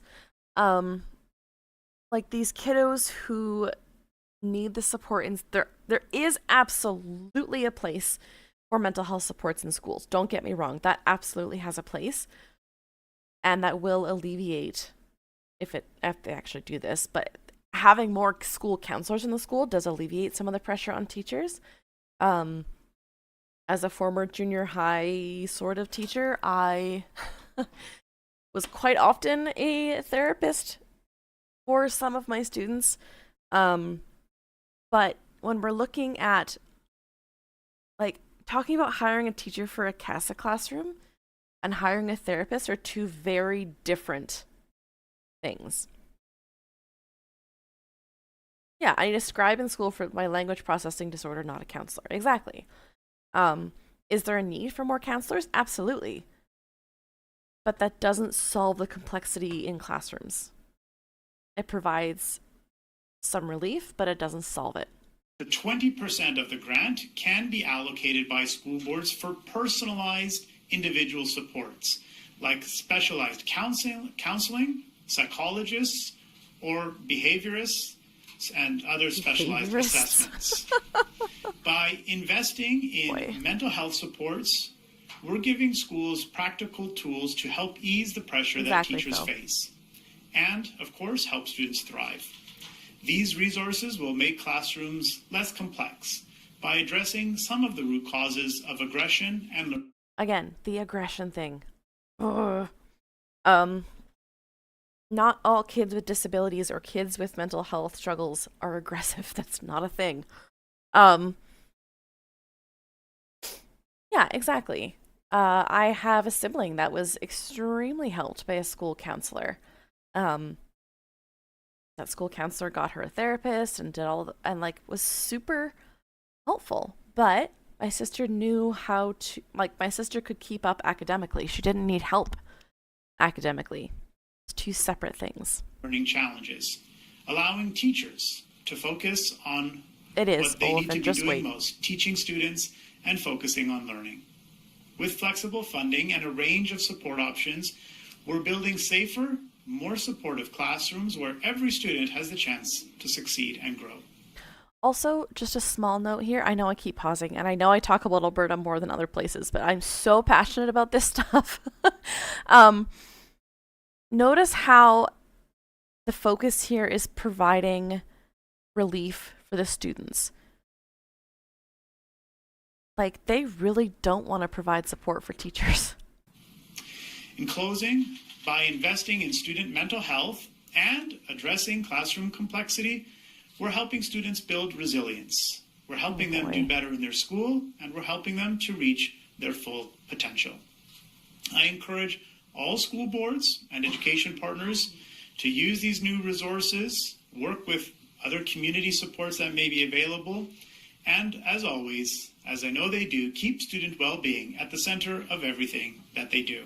Together, I'm confident we can create classrooms where every student can succeed, no matter what challenges they may face. Thank you, and it's now my pleasure to invite Sandra Palazzo, Chair of Edmonton Catholic Schools, to share a few remarks. Counselor was the first person to help me start finding the words I need to describe my transness. I hope she's doing well. Yeah, school counselors, so important. So important. But telling school boards that, by the way, in the budget that we put out, you have some money to hire counselors is great. But it's not solving the complex needs in the classroom setting.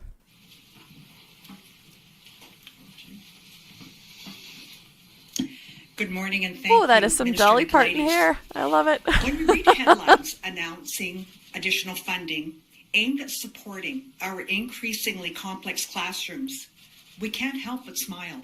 Oh boy. And when that investment strengthens the well-being of our students, it is truly music to our ears. Oh boy. Today's announcement is exactly that. On behalf of Edmonton Catholic Schools, I extend our sincere appreciation for this timely announcement. The Mental Health and Wellbeing Grant reflects a significant and commendable commitment to addressing one of the primary factors contributing to rising classroom complexity. Very good question, Ninja. Why do we need to hear from the lady in charge of the Catholic board instead of the public school board? Because they don't like public education. We're going to fast forward to the questions because... One question, one follow-up. We'll have plenty of time to get to it. What was the end of her speech? I'm grateful for this announcement and look forward to our continued collaboration to reduce complexity and create a learning environment that contributes to the success of every student. Thank you. Ugh. All right, folks, thank you very much. Yeah. We'll just go with the raise. Just raise your hand if you have a question, one follow-up. We'll have plenty of time to get around. So I saw Cindy's hand first. Go ahead. No, did the Catholic schools strike? Did they? I thought they did.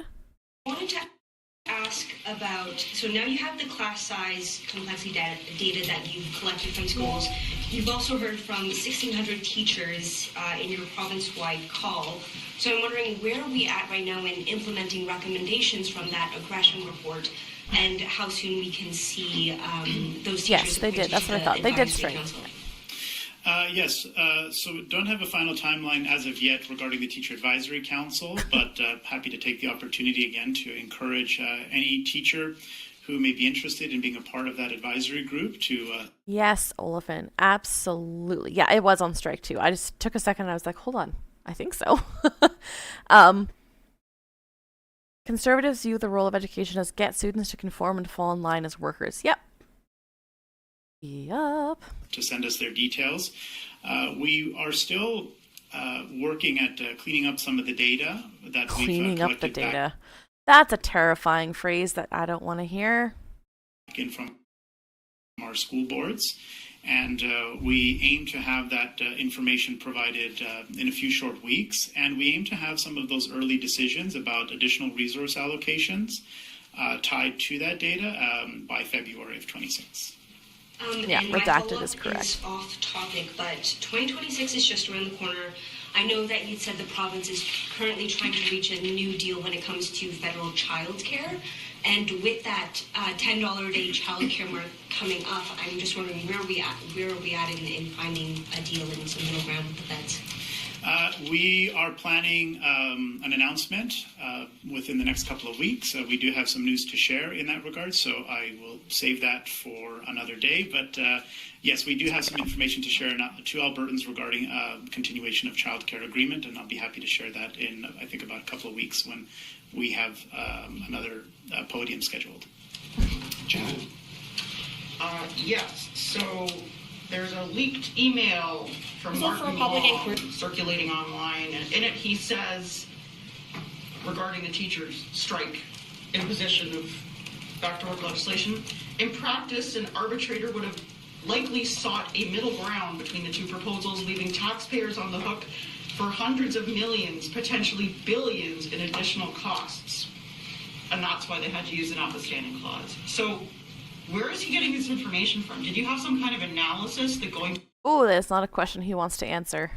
to arbitration was going to cause some huge spike in costs for education?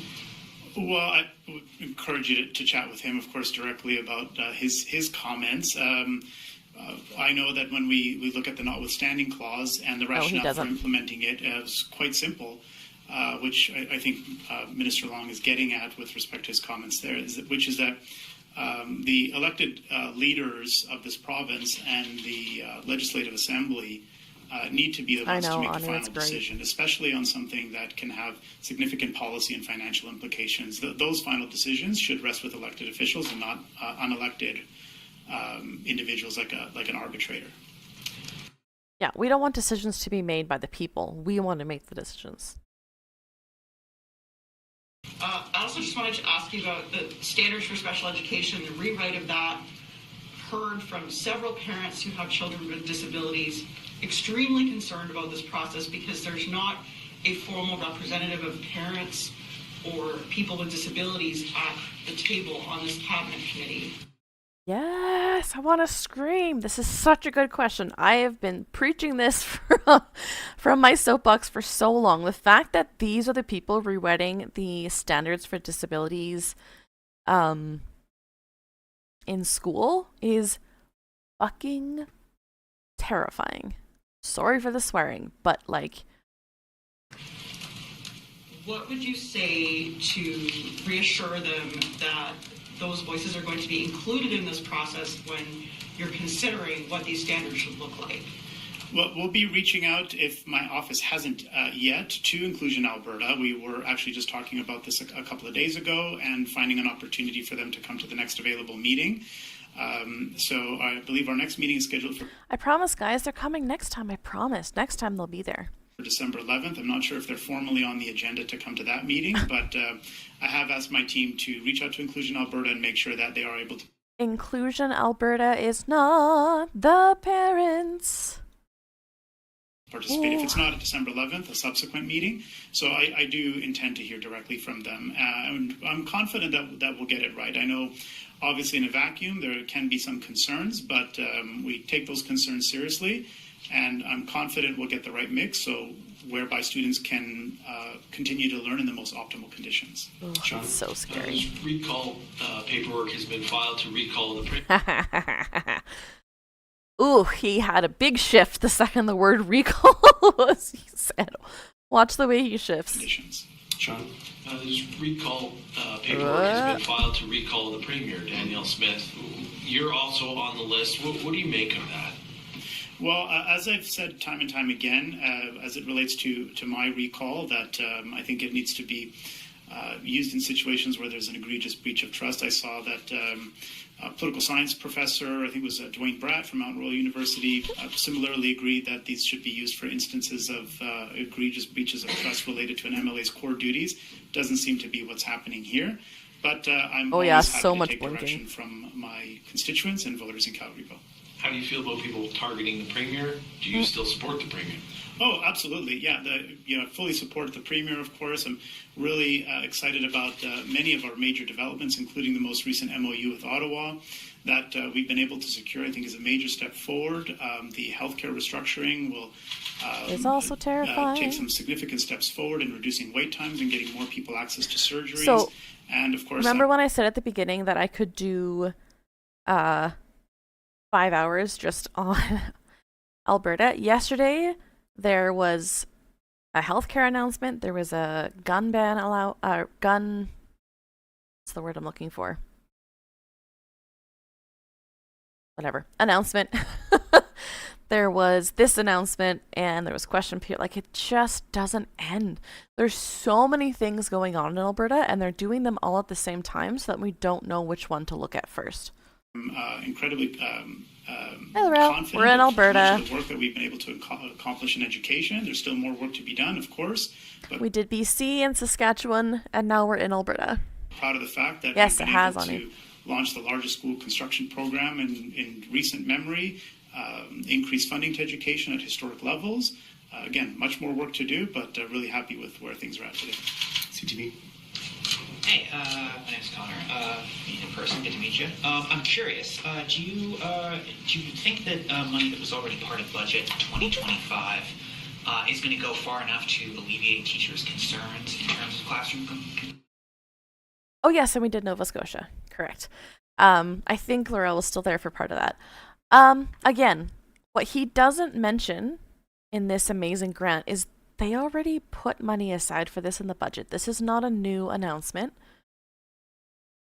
Hey, Kane. And, if so, why was that money not already part of, or already allocated? Yeah, as I mentioned, this was, of course, part of Budget 2025. Of course, heading right out of budget in the spring.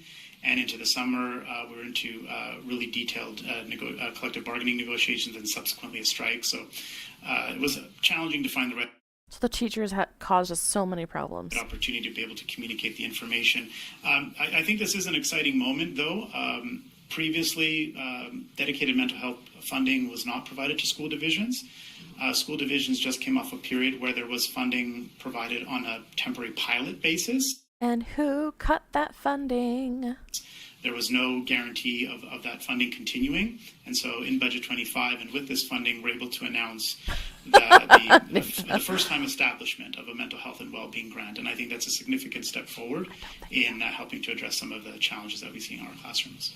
Absolutely. And I apologize, my follow-up is a little off topic. Sure. But I remember hearing you mention that you were going to be reaching out to parents of the students at Willowbrae Academy, where there was the person who has fled the country to hear their concerns about not being notified.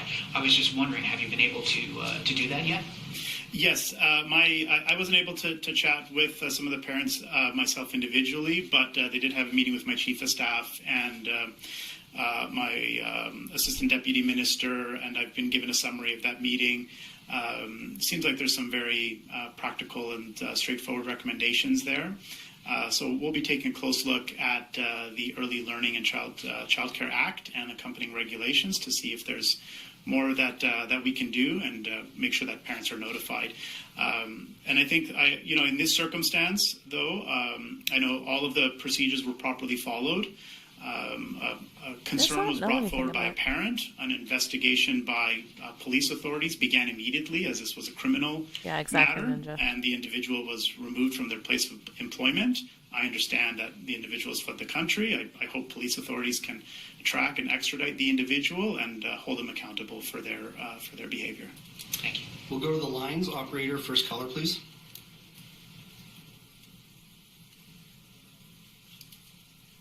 Your first question comes from the line of Jack Farrell from the Canadian Press. Please go ahead. Hey, sorry, Minutes. I want to go back to chat about Martin Long's email. When you're saying that, like, it's best if elected officials make decisions rather than arbitrators, does that not imply that there's some fairness consideration there? That, it wouldn't be fair to meet in the middle. I'm bit of an odd way to ask, but okay. I'm just hoping you can expand on your point there.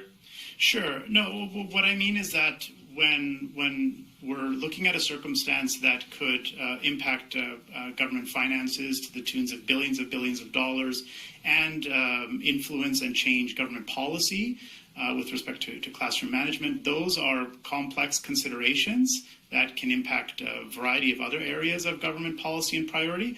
And so those final decisions, I firmly believe, need to be in the hands of elected officials and not independent, unelected arbitrators.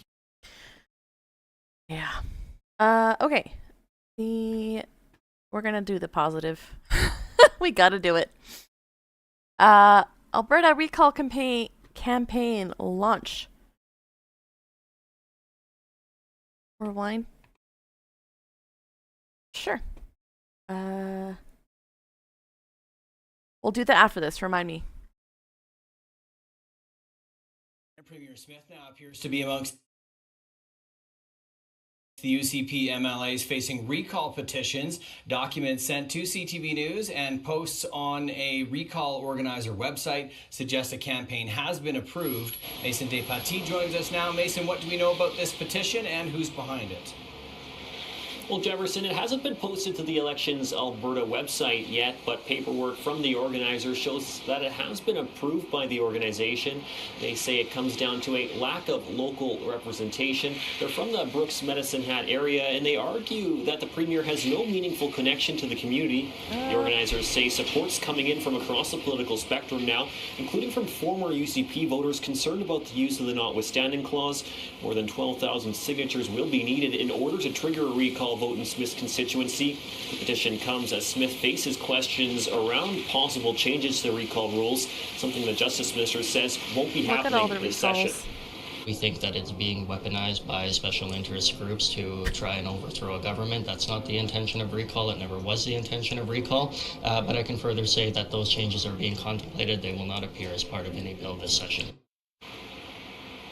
And Jefferson, while I'm still waiting to hear back from the Premier's office, the UCP caucus has responded to me saying, once again reiterating that they feel the system is being weaponized. This now makes 15 UCP MLAs with recalls active against them.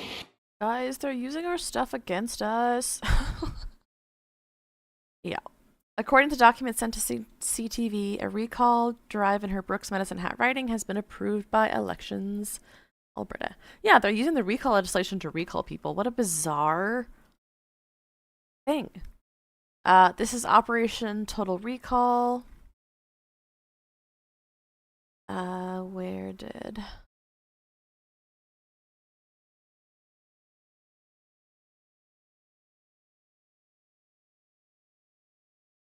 Oh, goodness.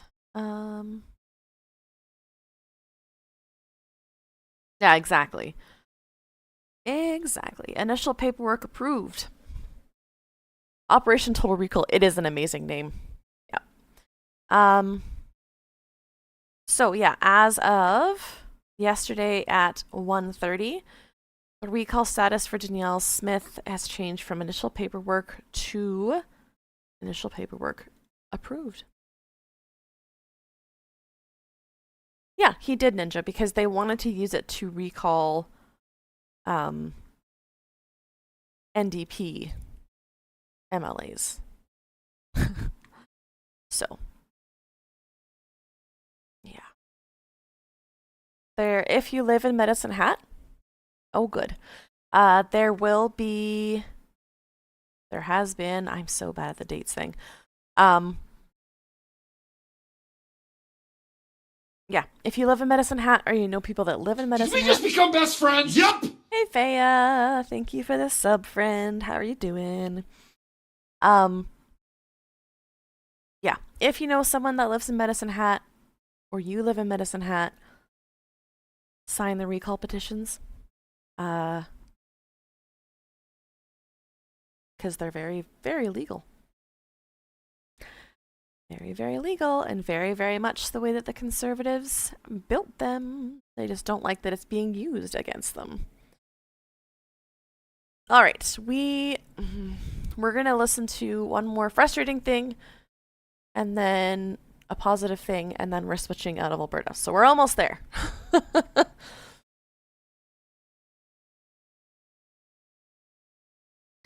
We're almost there.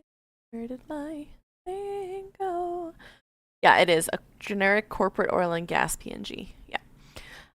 This is something that I could not finish watching yesterday because I was so angry. The way that Danielle Smith talks about children with disabilities on the day for recognition of people with disabilities, this just watch the first couple questions.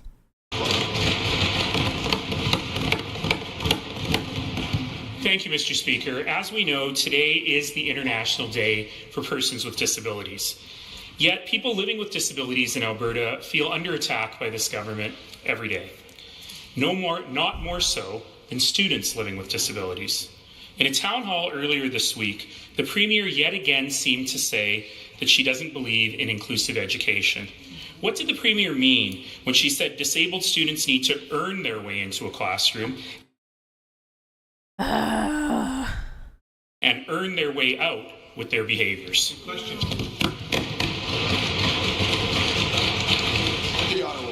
Well, Mr. Speaker, I think I was talking about violent students who have kicked a Children with disabilities are not all violent.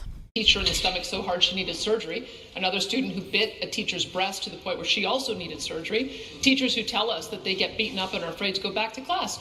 That's what I'm saying, Mr. Speaker, is that we know that there is some self-regulation issues that we're having in classrooms, and maybe rather than clearing the classroom, maybe we need to take that student out for some one-on-one time. Maybe that student needs to be taken out for one-on-one time with the EAs we refuse to hire. Who's taking these kids out for one-on-one time? They don't have the staff for it. Very complex classrooms, Mr. Speaker. We're having our cabinet committee to deal with this, and we're going to be developing solutions that work for frontline teachers. I will in a minute, Morgan. Yeah. The Honourable Opposition Leader. The Premier has often spoken about the need for supports, as she just did. But hiring fewer than one education assistant per school isn't going to solve the problem. The Minister of Education has often said that some schools will lose their education assistants so that other schools will get more education assistants. She did. But this really is shuffling of the deck chairs, and hiring 1,500 more EAs isn't going to get us there. So does the Premier believe that shuffling these deck chairs is going to solve the problem? And if not, where are the other supports coming from? Yeah, is having another adult take them out and put them in a timeout class. That's the solution to aggressive students. Putting them one-on-one in a room, as someone who's come home with bruises, etc., putting yourself, especially high school students, putting someone who is not trained in how to deal with aggression in a student with certain disabilities in a room by themselves with said student is dangerous. Period. So if they are not hiring trained EAs or trained occupational therapists or trained whatever, taking kids out of a classroom and putting them somewhere else doesn't solve anything. Doesn't fix anything. I watched these first couple questions and answers and I was like, nope. I'm too angry.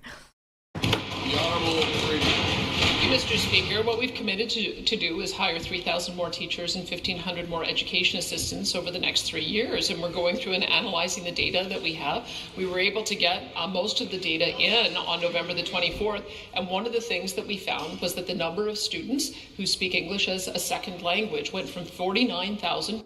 There we go. We're blaming the immigrants already. That's not what you were asked.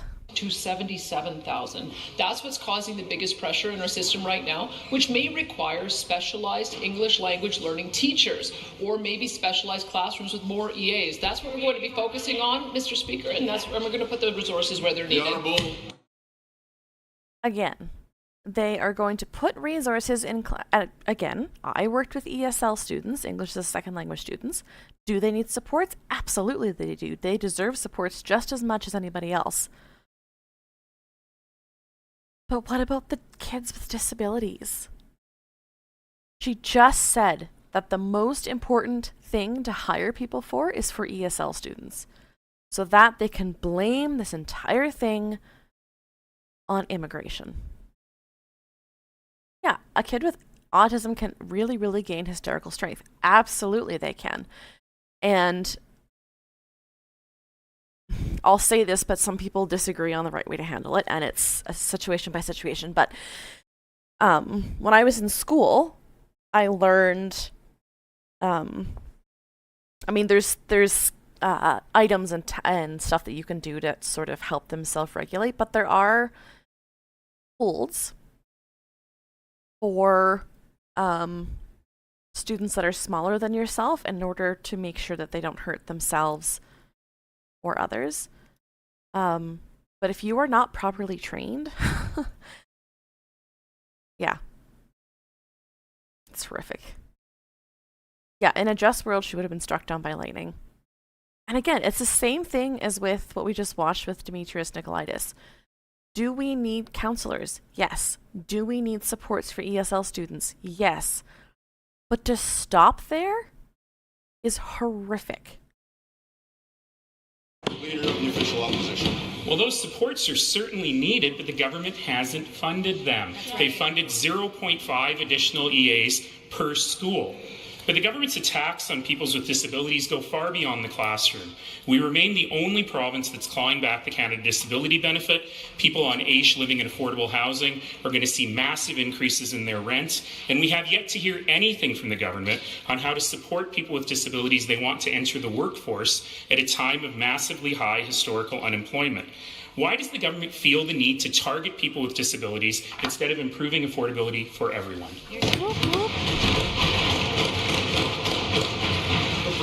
Thank you, Mr. Speaker. I'd invite the member opposite to talk.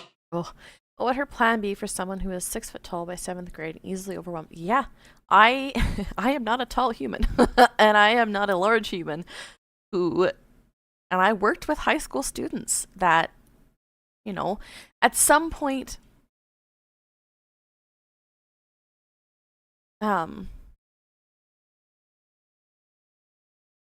you need other people in to help, and at some point, you need to assign the EAs or the staff that can help them the most.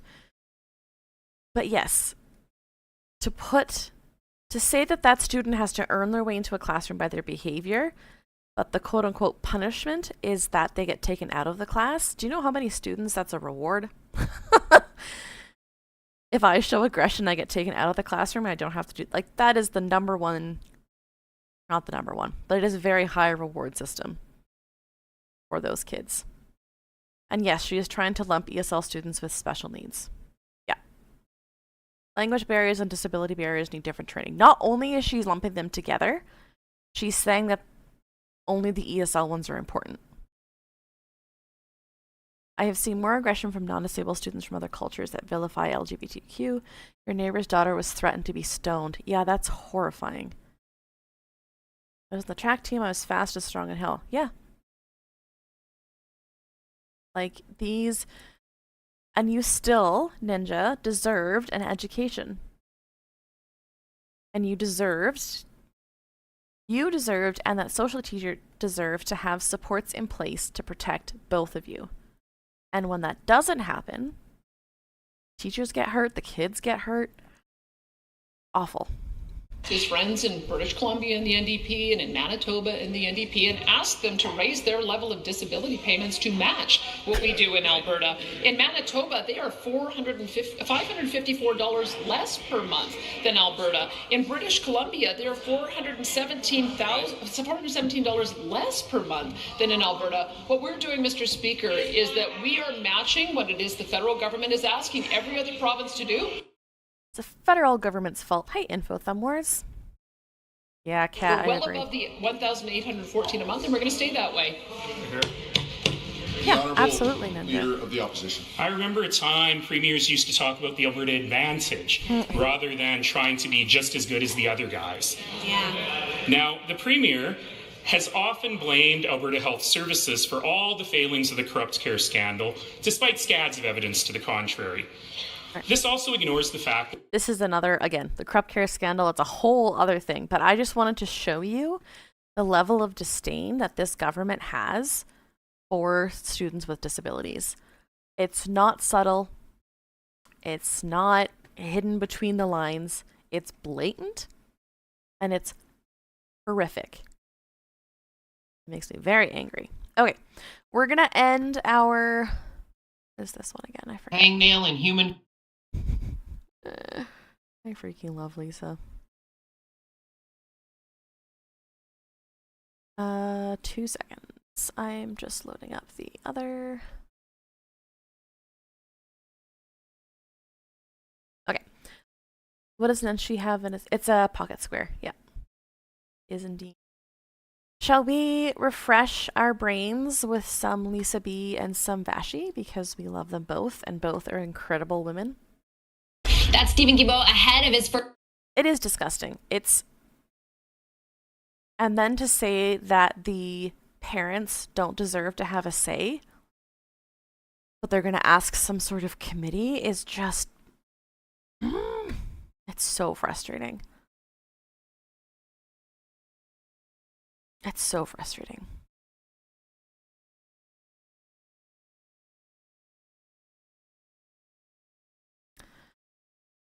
Okay. Sorry, I need a minute. It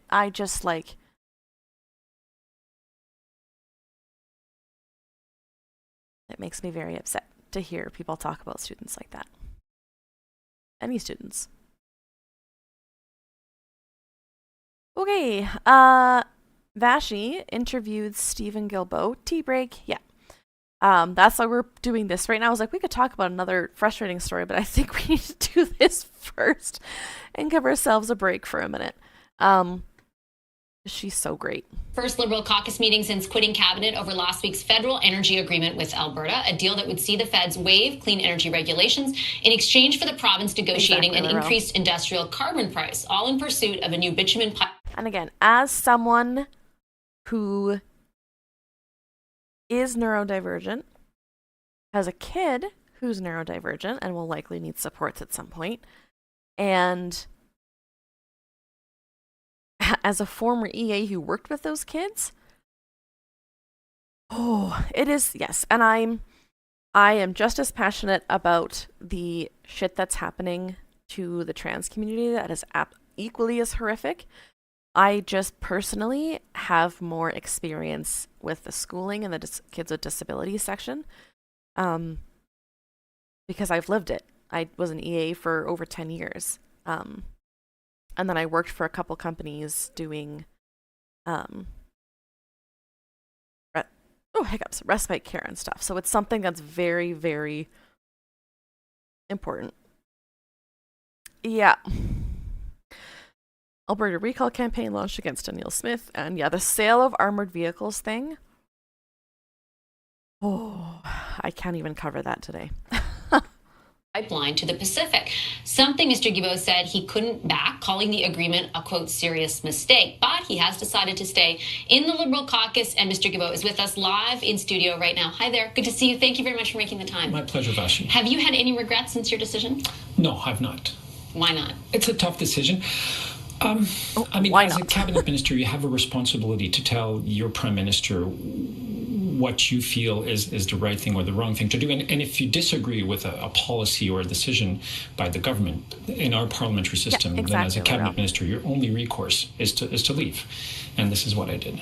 So I had read a story, and maybe it was wrong, but it seemed, well placed the night before you quit, essentially saying, a source close to you was saying that you were going to remain in cabinet because you felt you could have more influence essentially over the direction of climate policy or what was to come than outside of cabinet.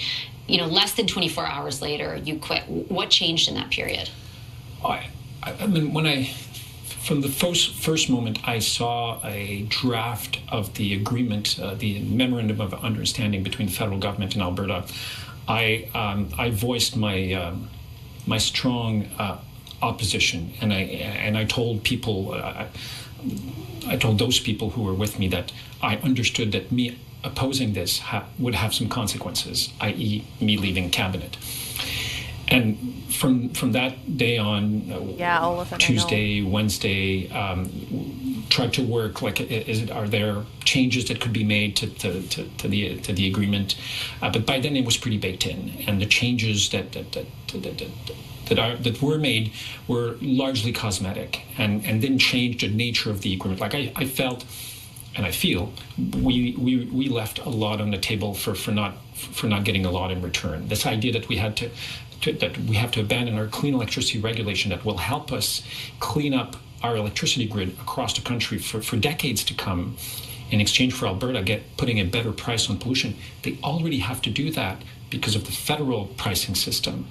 So we're not getting anything in return. Ninja, something that I used to do when I drank coffee is I would grind up the beans. I did French press coffee and put it in the French press and put a little bit of cinnamon in with the coffee while it's steeped. Super good. Alberta's not giving Canadians a better deal out of that. I have supported the pathways. Oops. Oh no. Project to capture carbon and store it in the ground for many years, but people have to understand that it's not a magic bullet. It will help reduce pollution from the oil sands sector by about 12%. It's not 50%, certainly not 100%. It's 12%. And 12% is not nothing, but it will still make oil sands oil one of the most carbon intensive in the world. Like right now, it's about 10 times more pollution intensive than oil that's produced in Newfoundland, for example. So it's going to be slightly better, but it'll be nowhere near what's produced even in other parts of Canada, let alone the North Sea or elsewhere in the world. I love French press coffee. I've never tried cinnamon, but I've added a touch of vanilla. Ooh, that would also be very good. The grand bargain and all that you just said, we put to your colleagues, including the person who succeeded you in this position in the days in the wake of your exit, on multiple occasions in great detail, like how the thesis that they seem to be putting forward is the increase, whatever we're able to negotiate in the form of an increase to the industrial price on carbon, will mitigate the impact of the rollback of these other policies. Is that possible? Well, I mean, not with the current agreement. To mitigate the losses of measures we're willing to leave on the table in order to get this agreement with Alberta, the price on pollution would have to be almost 3 times as high as what is currently being proposed. So there's an Environment Canada estimates that to get to the same result in terms of reduction of pollution just using industrial carbon pricing and taking clean electricity regulation out of the equation, you'd have to have a price on pollution of about $400 a ton. And we're talking right now about $130 a ton. So I mean, the math doesn't add up. And frankly, I think that my government needs to be honest with Canadians, with the rollbacks that we've seen over the past few months on different climate change measures that have been adopted over the years by me and some of my predecessors. It is impossible to see how we achieve our 2030 targets. And we knew it was going to be difficult. When I was minister, you and I have had this conversation. We knew it was going to be challenging. It's impossible now. And I think we need to come clean. We need to tell Canadians it won't work. We won't get there. And the Prime Minister, he's the Prime Minister. If he wants another strategy, he wants another approach, he can do that. But we also have to tell Canadians what's the new plan and what does that plan lead us to. And right now, even achieving net zero, so carbon neutrality by 2050, it is very hard for me to see how we get there with what has been announced so far. So you think even that target is in jeopardy now? Yes. Did you convey this at... I love that he is being super honest. I have a voicemail on my phone that I need to listen to, so I'm just going to keep this playing for a minute and mute myself. Any point to the Prime Minister? Like, was there... not to say that you would disclose all the details, but like, has there been a frank conversation about this between you and the Prime Minister specifically? Last week, I've had a couple of conversations with the Prime Minister, and they were very honest and frank and respectful. Where I told them many of the things that I'm telling you now, and where eventually I told them that I was no longer the person to be able to help him continue support his agenda on this issue. Now, why stay in caucus? Why stay? You beat me to the punch, right? Because, and I'll frame the question if you don't mind, because I think a lot of Canadians watching would ask that question. If you don't feel like you can defend, on principle, essentially, you have to resign from cabinet because of the agenda that they're pursuing. How can you stay in the government? Period. Well, I have a profound disagreement with the Prime Minister on how he and his team want to continue moving forward on climate change. And as I said, I don't see the plan. I don't see the math right now. And maybe they can prove me wrong in the coming months. That being said, I still think that the best person to serve Canadians and to help us, to guide us through those difficult times we're going through is Mark Carney. Okay. Without Prime Minister Carney, we would not have had the historic investment in the arts and culture that was in the last budget. We again, a little bit too much Carney loving. Certainly would have measures that are continue to support Canadians, like childcare, like dental care. The Conservative Party of Canada have said time and time again that they would get rid of those measures. These measures are helping people, like thousands of dollars back in the pockets of Canadians. So why do something, pardon the interruption, why do something so politically damaging to the Prime Minister in removing yourself from cabinet? Why not stay around the table and fight for the things that you're describing tonight? Excellent question. I mean, and I've tried to do that with as much tact as I could. I didn't leave the room throwing grenades around and accusing people of this and that. I think I've been very respectful of the Prime Minister and the government, but I felt that I owed it to him, to my colleagues, and to my constituent to be true to myself. And to be able to look myself in the mirror. Like, I don't know, Vashi, how I would have been able to say with a straight face that this is an agreement that I can support. Now, I support the Prime Minister's intention of making sure that all Canadians feel they have a place in the Federation, but we played in that movie before. We bought a pipeline. We announced that before the 2019 election, and we lost all our seats in Alberta and Saskatchewan in a 2019 election.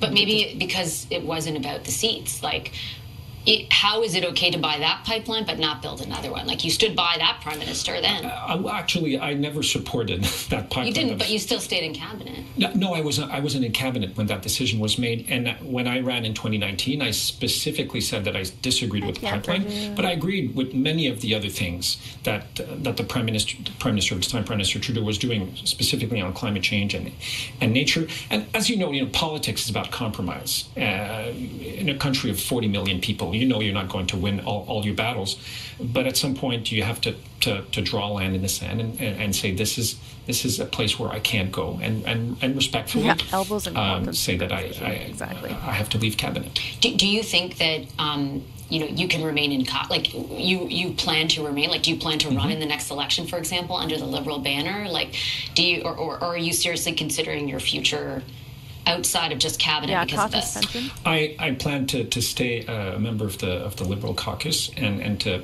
continue play an active role on these issues that are important to me, certainly the environment, climate change, nature, culture as well. I was culture minister twice, 2019 to 21, and until recently I was climate identity, culture and nature. I honestly, the dust is still settling since my decision of last week, but I'm definitely there for the coming months. So you haven't decided beyond that? Let's talk. Let's have another conversation. I will definitely invite you. I just wanted to ask one final question, because as you were speaking, I was thinking, like, to be fair to the Prime Minister, he hasn't made a secret of his economic agenda, right? And he's been clear right through the election around the desire to make Canada an energy superpower, but inclusive in that conventional. I can think of the first interview I conducted with him after the swearing-in ceremony, in which I asked about some key environmental policies that Alberta had identified as irritants to development. He indicated even then that he was open to rolling them back because of his desire to see big projects and big things get done. Yeah, exactly. Why now is this such a surprise in a way? What did he not disclose that prompted this drastic of a decision? I mean, I certainly support the. I think that there's been mixed messages that have been sent over time. I certainly support the idea of making sure that Canada is an energy superpower. In my view and the view of many of my colleagues, this is a green superpower, like critical minerals, renewable energy, clean technologies, and there are many of these things that are part of the plan right now that I still support. So is oil and gas. But the this idea that, and I was even willing to entertain a conversation about a pipeline if done properly. One of the things that was difficult with the agreement was the fact that we had made an agreement with Elizabeth May from the Greens to support us in the budget by not including a specific subsidy to oil and gas, and it's explicitly stated in the budget. And I do think too. He is quite upset about the way that Elizabeth May got completely screwed over. And then we turn around 2 weeks later and we put it in this agreement with Alberta. That was I was one of the person who was asked to work with Ms. May. Did you help convince her to support the budget? I did. I wasn't the only one, but I did, and I felt that this was not a genuine gesture on our part. She supported us in good faith. I don't think she will support us moving forward. I think that bridge has been burned, and to me that was something that was difficult to accept. I think. Yes. But again, I guess I just wonder, he has made it explicit from the beginning that he wanted to see oil development. like sort of, obviously his track record prior to is why conservatives doubted those statements, but he has said it on numerous occasions. Like, why, when it was in black and white, did it surprise you in the end? Well, actually, our platform talked about making Canada an energy superpower, but we weren't specific about projects and things we wanted to do. And I understood why the Prime Minister decided to get rid of the consumer carbon pricing. Like, it was very controversial, politically controversial. I understood when we decided to pause the regulation for electric vehicles. The auto sector is going through a rough time right now, but it was the accumulation of, like, abandoning the emissions on the cap on emissions from the oil and gas sector. Even if we do pathways, so if we capture that carbon and we store it for oil sands, we'll be worse off from an emissions perspective, from a pollution perspective, if we add another 1 million barrels from a new pipeline, even with carbon capture and storage, than the current situation. We're worse off, according to a study by the Pembina Institute in Alberta. So it's the accumulation of these things that led me to this decision. Okay, I will leave it on that note. Thanks for your time as always, Mr. Guilbeault. I appreciate it very much. Yeah, I do appreciate that he brought up Elizabeth May and the way that she was treated, because it was not great.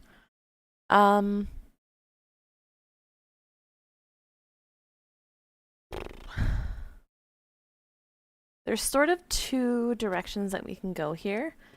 I was outside of the left-wing bubbles. Yeah.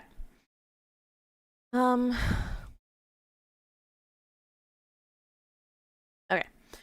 We are going to watch the speech that Mark Carney made at the Assembly of First Nations. After that, yesterday during the AFN, there was a tribute to a wonderful Indigenous man that played a huge role in Parliament as an MP. And I thought that would be a really cool way to end the video, is to learn a little bit of Indigenous history, specifically in politics. However, I need to stand up and stretch, and I'm hoping that y'all will stand up and stretch, go walk around the room, do some jumping jacks, whatever you're physically able to do, stretch, and we'll be back in just a couple of minutes. Exactly, Olafin. Look at his babe. Exactly. All right, let me get my music up again. That's the wrong tab. There we go. Oh, let's not. I'm sorry, y'all. I keep forgetting to turn that down every single time. There we go.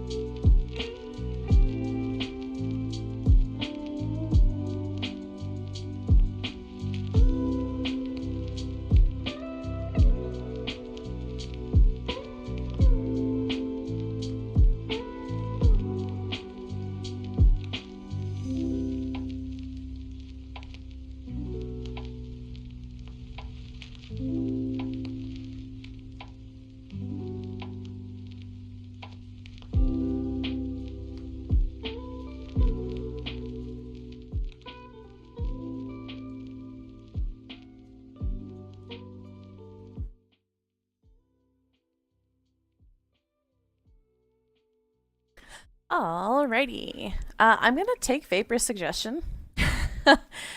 And I created, one sec, a thread in our Discord in the animals section. So if you go to animals on our Discord and you click on this thread right here, and send in photos or video clips of your pets that you don't mind being put together for a Be Right Back screen like we just did. That would be awesome. That's a great idea. No guarantees on how fast I'll be able to make it. I'll probably require some help from some editing people, but Olafin's already written photo bombs the stream. Perfect. Yeah, because it would be nice not to use other people's content and to have something of our own. So yeah, if you've got some videos or whatever of your adorable animals, post them in this thread specifically. Try not to post anything that would have like the front of your house or your name or any of that sort of thing in it. If I do see videos like that, I won't use them and I'll let you know, just because I want to make sure that you guys are protected. And it's scarily easy for people to find out who you are. Yeah, don't self-dox. And if you're really good at putting video clips together, send me a DM. Because I can do it, but it will likely take me eons. So if it's a skill that you have, send me a DM and let's put this together. That would be super awesome. Love that. Thanks, Vapor. There's one other thing I was going to show you, except I closed Discord. Has our lovely Morgan LaFab has made some new emotes. Yay, we have a raid emote, finally. I keep forgetting to ask for one, and Morgan is amazing and made one. I'm going to add this in to the Twitch thing, and we'll see whether or not they'll approve it in time for today. But yeah. Super cute. I love it. Morgan is our in-house emote creator. All right, let's pause this. All right, this is the speech that Carney made at the AFN. We may not listen to the full thing, and we might skip down to the questions. We'll see. We'll see how we're feeling for time. Beaucoup, Cedric.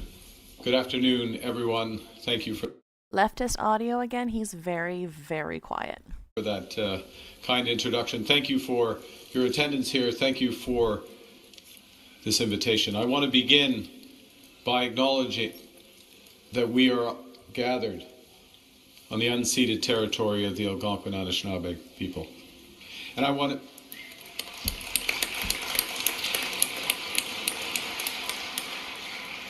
And for those of you who might be watching elsewhere, I want to acknowledge why I acknowledge.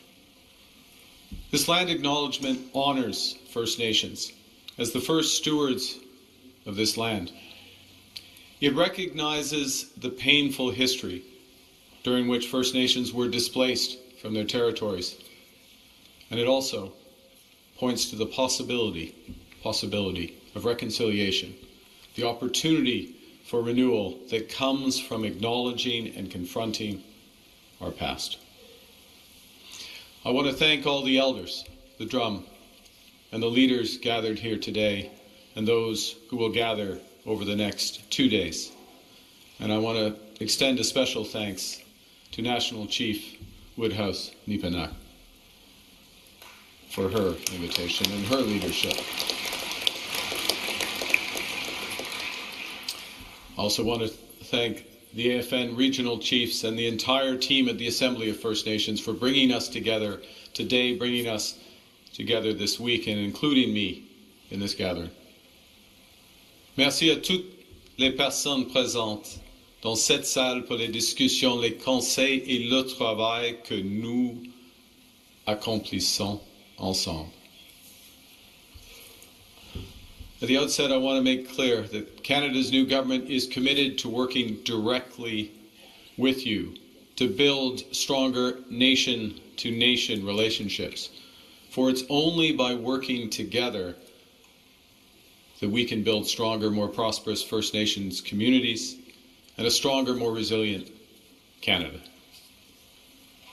In a more dangerous and divided world, Canada is choosing to build. Question for y'all.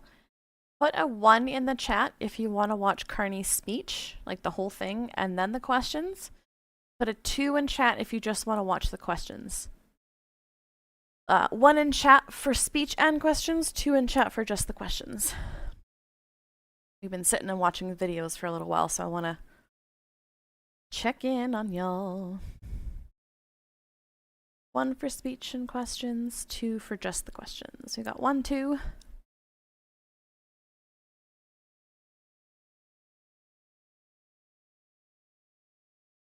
You're torn.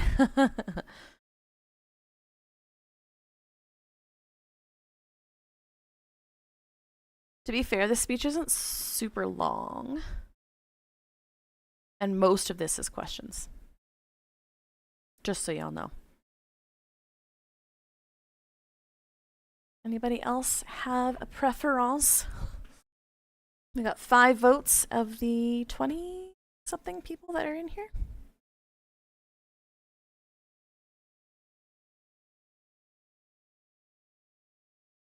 Yeah, I know, Elemental. We did that already earlier in the stream. Okay, we'll keep watching for now. And it's 3 for 2. And 2 for 1. All right, we'll just keep watching the speech and look forward to the questions. Yeah, I heard it didn't end well as well. There we go. Perfectly neutral. For major national project. All good, Eraspo Atlantic. I appreciate your lurk and your view a lot. To local infrastructure, including in housing and water.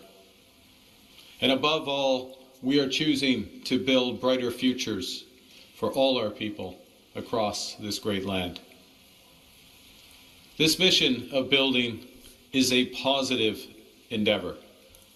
The question is not what we're against, but what we're for, what we want to build together.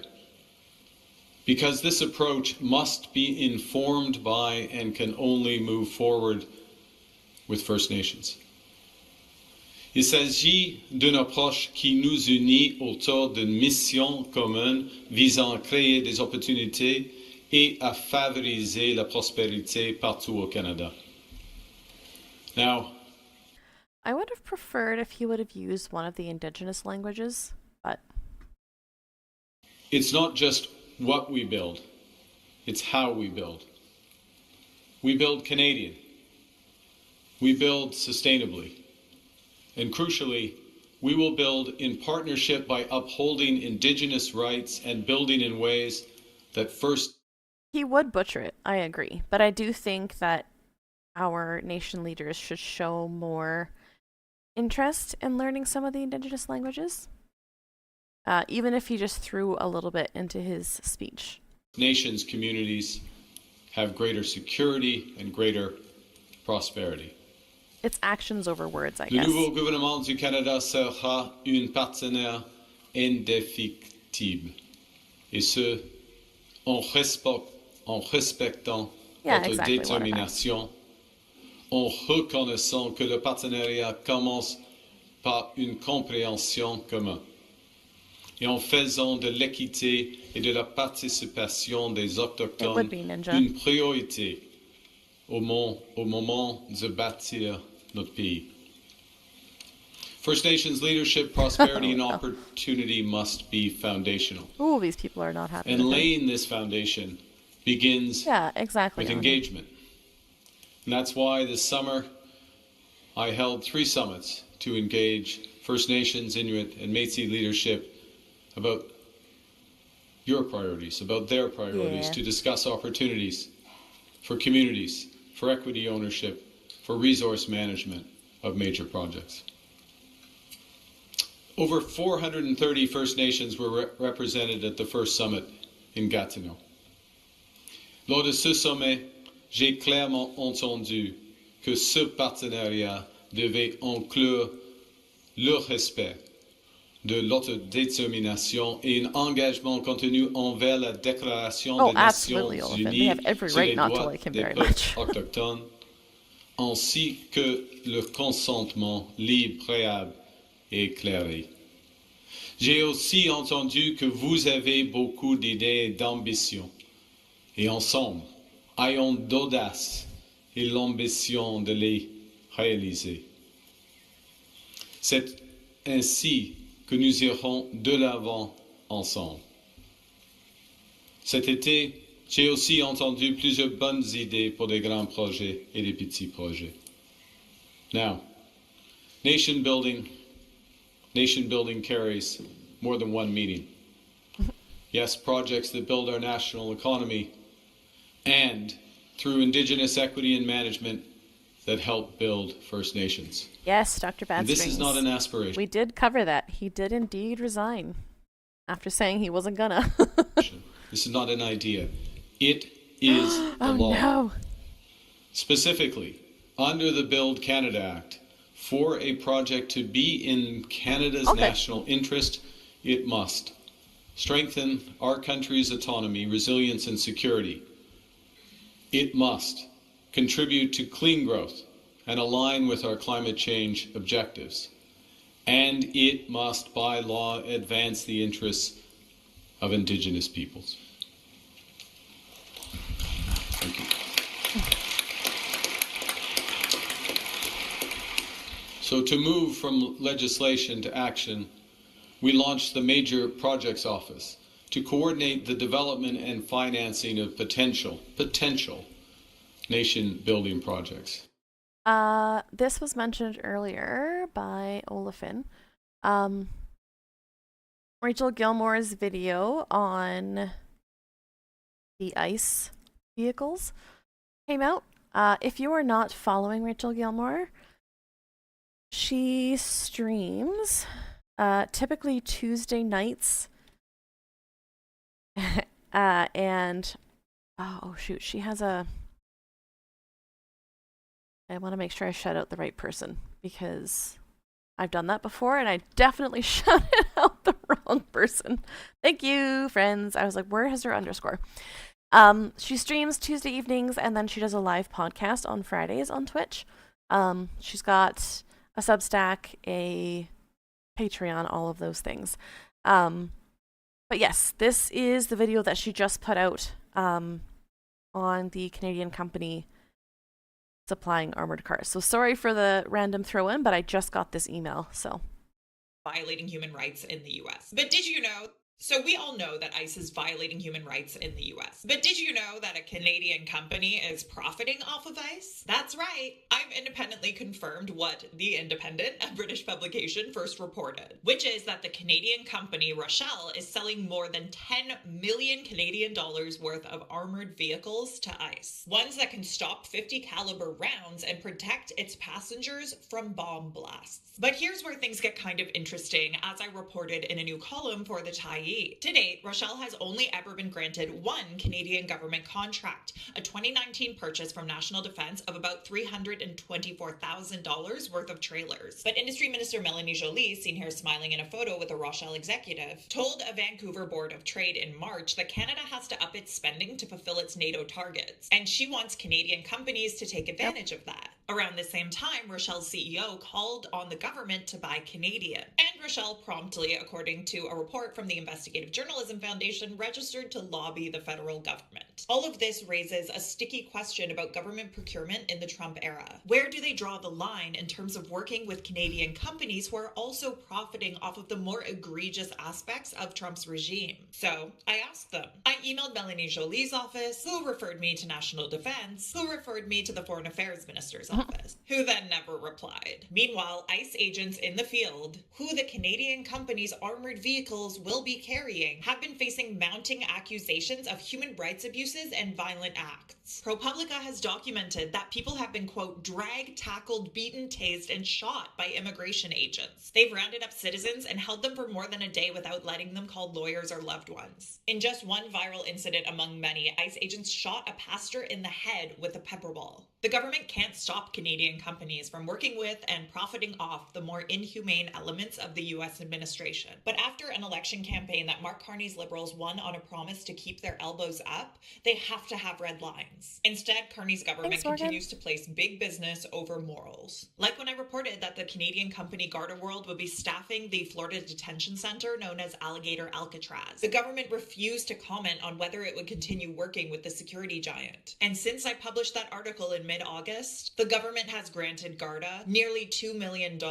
in additional contracts. Now again, we're watching a Canadian company profit from Trump's mass deportation agenda. And once again, the Canadian government is refusing to say whether this is a red line for granting future contracts to this armored vehicle manufacturer, even as Rochelle ramps up its lobbying efforts. Moments like these call for moral clarity. But right now, Carney's government isn't providing it. You can go and read my full piece on the Tyee's website. Then come back here and tell me, what do you think of all this?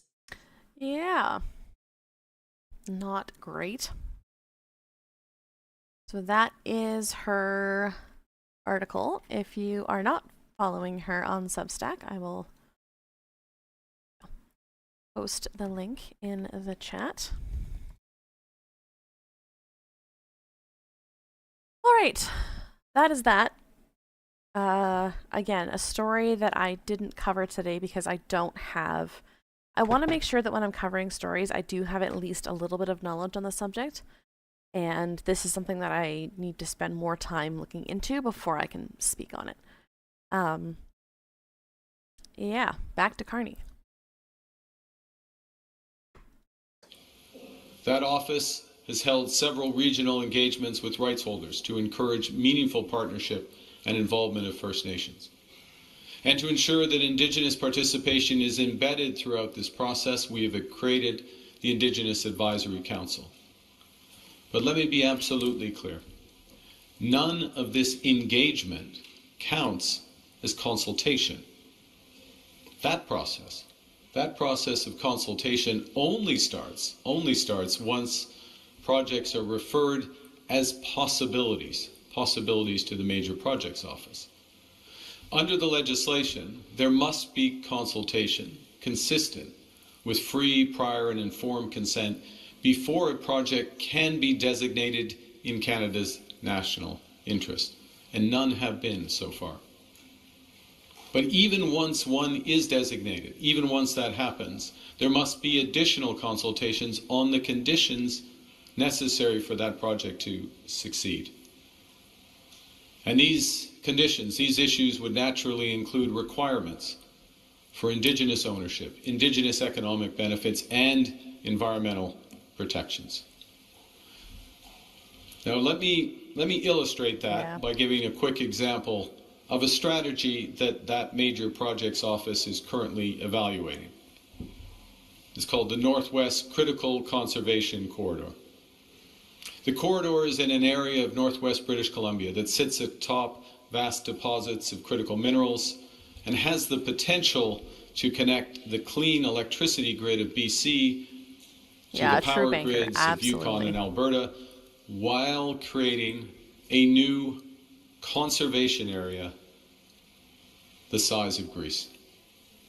The proposed North Coast transmission line at the heart of this project has the potential to create $10 billion in new economic activity, while reducing emissions by up to 3 million tons annually. It would also enable the expansion of the Red Chris mine to be built in close, direct collaboration with the Tahltan Nation. That mine will increase Canada's annual copper production by over 15% and employ 1,500 workers during Laurel. operations and reduce greenhouse gas emissions by over 70%. The North Coast transmission line would also enable the Ksi Lisims LNG, owned by the Niska Nation, which will become Canada's second The YouTube captions are brutal. largest and For one of the spelling. world's lowest emission LNG operations. In the coming months, through consultations with First Nations and on the advice of the Major Projects Office, we'll determine whether to formally designate these projects as being in the national interest, and if so, following further consultations, set the relevant conditions for these projects to proceed. Les projets comme celui-ci créeront des milliers de carrières bien rémunérées et apporteront une sécurité, une certitude et une prospérité durable aux communautés des Premières Nations. Être un partenaire fiable pour les Premières Nations va au-delà du simple respect de l'obligation de consultation. Cela implique également la création de richesses à long terme pour les Premières Nations grâce à une participation équitable et intégrale. Ces projets ont le potentiel de vos guarantee lead major projects. Our government has doubled the Indigenous Loan Guarantee Program to $10 billion. Nous avons prévu 40 millions de dollars pour la participation et le renforcement des capacités des Premières Nations. Il s'agit d'un financement direct destiné à vos communautés afin que vous contribuerez à déterminer ce que nous pouvons bâtir ensemble. Now, as we build our nations, we must build strong communities. Over $16 billion has been invested thus far in over 13,000 projects that support Indigenous community infrastructure. Infrastructure that's central to the strength of those communities. Yeah, like I wish you would break this down into like, here are the practical things that we've done to help, not using words like infrastructure. It's a thing that they're doing, but can you like break that down into what that actually means? Many aspects of this, I would like to focus today on two areas, housing and water. We've just created a new agency, Build Canada Homes, which will partner with First Nations and other orders of government to supercharge housing construction, using new factory technologies that cut building times by 50%, reduce costs by 20%, and lower emissions by 20%. Build Canada Homes will directly engage with First Nations to build affordable housing. Here's my question. How much of that housing group is and their quote-unquote solutions is going to involve AI? With a focus on Indigenous-led solutions, financial support, and those innovative construction methods. It's our vision that Build Canada Homes will incorporate Indigenous housing providers' knowledge and their leadership in these housing projects. Par ailleurs, j'ai demandé à la ministre des Services autochtones de collaborer avec vous dans les réserves. 95 répondent. We want to build housing where First Nation families live. And to support the around 2/3 of First Nations peoples that live off reserve, we have committed $2.8 billion in Budget 2025 for off-reserve, urban, rural, and northern Indigenous housing. And we confirmed $1.7 billion to build on-reserve housing. Le gouvernement collaborera avec les dirigeants réunis ici afin d'élaborer des solutions abordables pour répondre aux besoins non satisfaits. That's why we're making a generational investment overall of $13 billion in housing through Build Canada Homes. And this is on top of the funding, $5 billion since 2016, invested directly in on-reserve housing. We're also moving forward with the essential work of building infrastructure on reserve, beginning with recognizing, as we all do, that clean water is foundational. Over the last decade, 85% of drinking water advisories on reserve have been lifted through investments of over $7 billion since 2016. Yeah, unprecedented. Our government is committed to ending the remaining 38 advisories, and we've allocated in this budget an additional $2.3 billion for that purpose. Now, we recognize that we need a more permanent solution through a coordinated approach supported by the right funding mechanism and working with the provinces and territories at the table. This is a top priority for our government. And I'm pleased, the National Chief and I have discussed this, I'm pleased to announce that I will host early in the new year a joint federal, provincial, territorial First Ministers meeting with First Nations.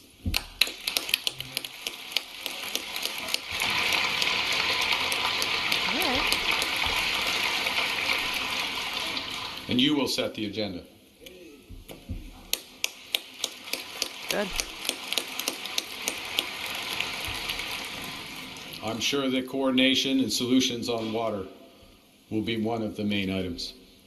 I also can confirm that under the leadership of the Minister of Indigenous Services, this government intends to introduce water legislation in the spring of 2026. We will complete the crucial work as well, led by the Minister of Indigenous Services, to reform child and family services.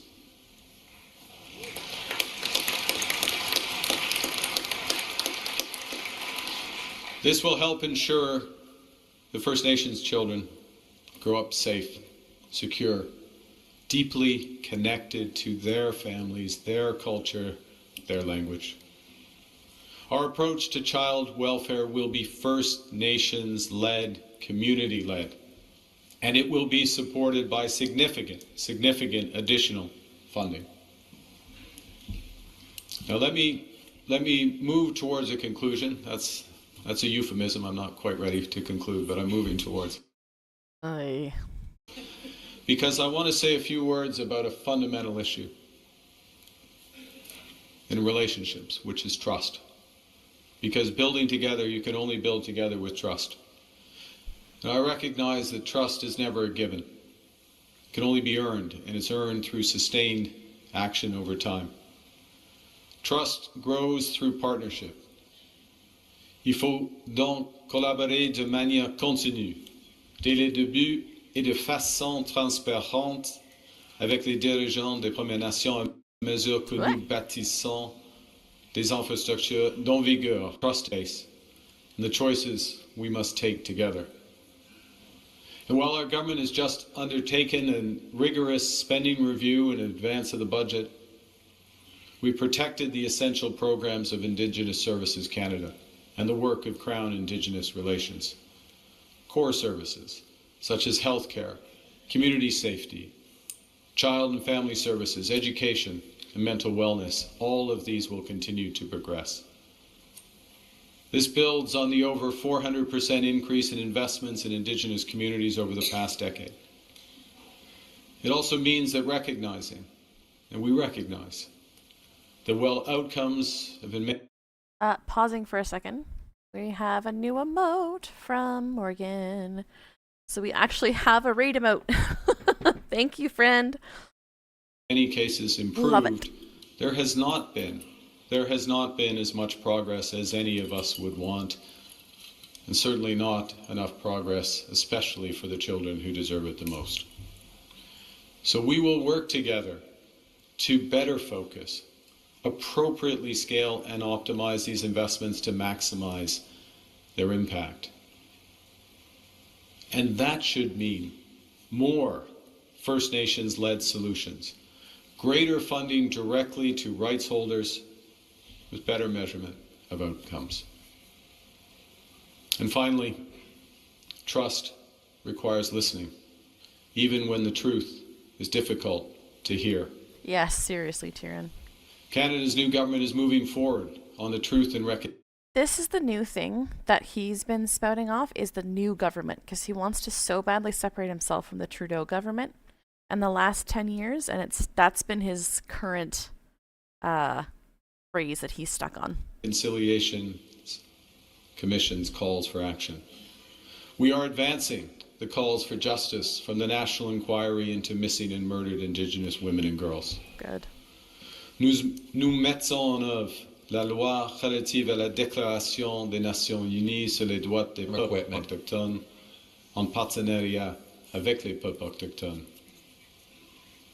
Now I just want to close with an image, one illustration of how central I see us making reconciliation to our government's mandate. One of the first things I did when I came into office was to borrow a painting in the National Gallery by a First Nations artist, and it's installed just outside the Cabinet Room in Parliament. It's called A Brief History of Northwest Coast Design by Luke Parnell, and it depicts a part of our history through 11 wooden panels with images inspired by the designs on bentwood boxes and feast bowls. Alright, hold on, what was it called? Brief History of Northwest.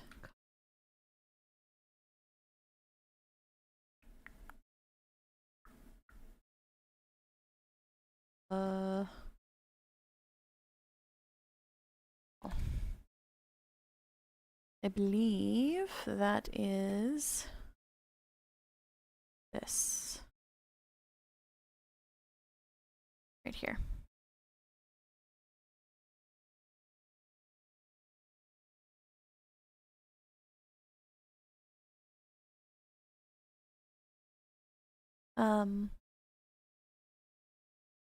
Yeah, that's the thing he's referencing, the art piece.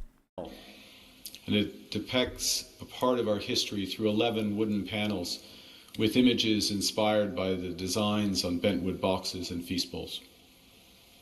The first few of these panels burst with vibrant colors. And then, with colonial contact, those colors fade, till the middle ones become smothered in white paint, a culture literally whitewashed. The final panels resemble the original glory with images that, although marked by what has been endured, are renewed and resurgent. This painting, to me, captures both the pain of suppression and the possibility of reconciliation. Cette possibilité repose sur la vérité. La vérité est le fondement de la justice. La réconciliation est une tâche qui doit être faite before we enter the cabinet room to make some of the most important decisions for our country's future. Yeah, you should, Ninja. And it's the first image we see when we leave, charged with the responsibility of implementing those decisions to create a better future. It's a reminder to us of the progress that's been made, the work that remains to achieve all that we can imagine and build together. Thank you very much for your attention. Merci beaucoup, and I look forward to your questions. Meku. I think so, water packs. I'm not sure. Well, Alan, Prime Minister Carney, again, we do have time for some questions, and I want to recognize once more the collaboration and the openness to having one representative by region to be able to address Prime Minister with your region's concerns. I will start at microphone number 1 and remind you that we will be giving 2 minutes, especially for this section of the agenda, and I will be quite firm on time. If you do choose to separate your time amongst multiple speakers, that still means it's going to be 2 minutes. So I would look at microphone number 1, If you can tell us your region. Bonjour. My name is Gary Quizis. I'm from the Skandaga First Nation, a remote community of Ontario. I just want to address a concern that we have for 30 years, 1,263 days. 2 minutes per person, not 2 minutes in total. A boil water advisory. And hearing you comments that you've been lifting boil water advisories in Canada, but it is. I don't know which part of country you're talking about. That's water is being lifted, but our community hasn't been lifted for 30 years, and it's already intergenerational. It's been a full impact.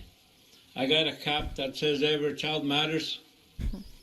You know, it's very disappointing to see a treaty partner that can't resolve their own capital asset from the government. Yeah, I know, that's why I It's thought not this was so our important to fault watch. Why we have boil water advisory. Oh, yes. It's the capital assets from the federal government that puts us on the spot for 30 years. It's very very sad to say. You know, people here to hear that 30 years of boil water advisory. We're the longest in Canada. We've been having commitments, but no action. It is a failure. Prime Minister, I hear you presenting a lot of commitments. Money you're putting. Is that going to be action to the First Nations? I want my community to be fast-tracked with all the capital assets in my community before any development comes to our area. Thank you, Chief. You know, it's... Chief, your time is up. I'm sorry. We'll have to move to our next speaker. And again, we will be taking 3 questions, as was mentioned. So I would look towards microphone number 2, I believe our Quebec rep, Chief Lisa Robinson. Quay, and I will be sharing my time with Grand Chief Cody Diabo from Kanawagé. Quay, Prime Minister Carney, chiefs, elders, and all the leaders. Today I'm here to speak as the Chief of Wolf Lake, a nation that is recognized by Canada, but treated as though we do not exist on our own land. This contradiction was created by Canada and is in Canada's complete power to fix. Prime Minister, in your fall budget, you made strong commitments, cutting red tape, restoring institutional justice, credibility, accelerating land-related processes, and reducing federal liability. Wolf Lake is the textbook example of where federal red tape has caused institutional failure. Canada is able to streamline processes for huge multi-million-dollar, billion-dollar projects, some of the most complex processes in this country. Yet, reserve creation for a single nation is stuck in 1980s era bureaucracy. Canada's delays continue to punish Wolf Lake, while federal fiscal, legal, and moral risk continue to grow. You have spoken about rebuilding institutional trust. But if Canada cannot complete the land base of a First Nation that it already recognizes, what does that say about the integrity of the system? Well said. Final 20 seconds, Chief Robinson. 20 seconds, oh my goodness. So our ask is simple, that your office directs departments to elevate, prioritize, and resolve the land issue for the people of Wolf Lake, and to ensure that equitable funding is made for us, that we are not punished further by Canada's delays. Prime Minister, if Tobacco Bushman, do you have any idea what's happening here? There is not a single Conservative in this room. Conservative politician. Canada can cut red tape for multi-billion-dollar projects. It can cut the process and the red tape for a First Nation that has waited long enough. Miigwech. Thank you, Chief Robinson. I will now move to microphone 1. I see we have Regional Chief Cameron for the Saskatchewan region. Yeah, thank you. My name is Bobby Cameron. I come from the Treaty 6 territory, Witchkanick First Nation. Just going to get right into it. Prime Minister Carney, in 1930, the government of the day transferred natural resources to the provincial governments. This led to tens of billions of dollars being lost for First Nations. Tens of billions of dollars. The solution is right there with Bill C-5. When we talk about inclusion, when we talk about honoring and respecting and implementing inherent and treaty rights holders. Prime Minister Carney, we invite you to our regions to come and listen and learn from our knowledge keepers, to our chiefs, our youth councils, our women councils, our two-spirit councils. We have our FSI Chiefs Assembly March 18th, 19th. We invite you. As First Nation people here in this room and right across Canada, we're kind people, we're humble people. We just want the best life for our little ones, like anybody else. We want to say, lastly, the NRTA has to be revised, the Bill C-5, full inclusion. Earlier you said, thank you for including us in the meeting. We can't wait for the day when we say thank you for including all First Nations with resource development, where we can build housing, infrastructure, detox and wellness centers. The list goes on and on as a few examples. It's an honor to say a few words. It's an honor to have you here, Prime Minister Carney. We acknowledge you, we respect you. Vice Chief Smythe Desani is up there. He'll hand deliver a couple of good letters for you to read. At this time, Chief Kelvin Sanderson. Prime Minister, short and sweet, only a few seconds. I hand delivered a document for you there, if you don't mind. I was going to try and hand deliver it to you, and you said trust. Let's start building that trust. If I may get that young lady to hand deliver it to you, I would prefer you to read it. And I know it's about nation building too and economic development on our housing situations back at home. Thank you for your time. Everything I spoke now all the way from Saskatchewan. Thank you, Saskatchewan. We have next on our list Chief Tamara from Nova Scotia, I believe, who's at microphone number 2. I'm sorry, Chief Diabo. Chief Tamara? You get 20 minutes, so we get 2. Thank you. Thank you for that. Prime Minister, the Mi'kmaq of Nova Scotia, our advanced and child will be. He gets 20 minutes and we get 2. Good point.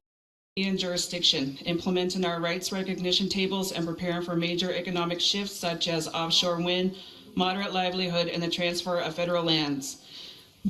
What continues to hold us back are the same structural barriers, such as federal funding frameworks built on provincial standards, siloed federal decision-making that slows nation-to-nation progress, and critically provincial government that does not work with Ilnu governments as equal partners in areas that directly affect our rights and our children.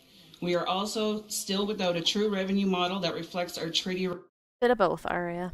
Right in this territory. Within this mandate, what specific structural change will your government commit to, whether it's a distinctions-based fiscal agreement for Mi'kmaq jurisdiction, a rights recognition secretariat with real decision-making authority, or a treaty-grounded revenue share model to ensure Ilnu nations in Nova Scotia can govern with the full authority of our treaty rights, which are already affirmed? These are requests being made from some of the First Nation chiefs.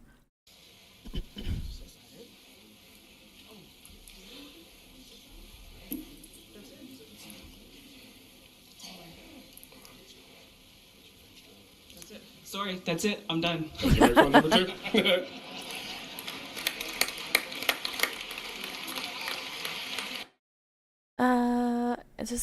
It's the Assembly of First Nations, yeah. Are there French-speaking First Nations people? I believe so. I believe so. Prime Minister, if you. First off, thank you for the interventions. Thank you for the Yes, letters, they and obviously send others in, and we'll respond. You know, I listened to Chief Gary from the Nishka in Ontario, who is one of the 38 jurisdictions, and has been for 30 years, where boiled water advisories have not been lifted. Not one of the 149 where they have been lifted. And that's a failure, to be absolutely clear. You know it's a failure. You've lived through it most of your adult life. It's a failure of execution, and this is one of the things that this government is very focused on, is setting objectives, being clear about the objectives,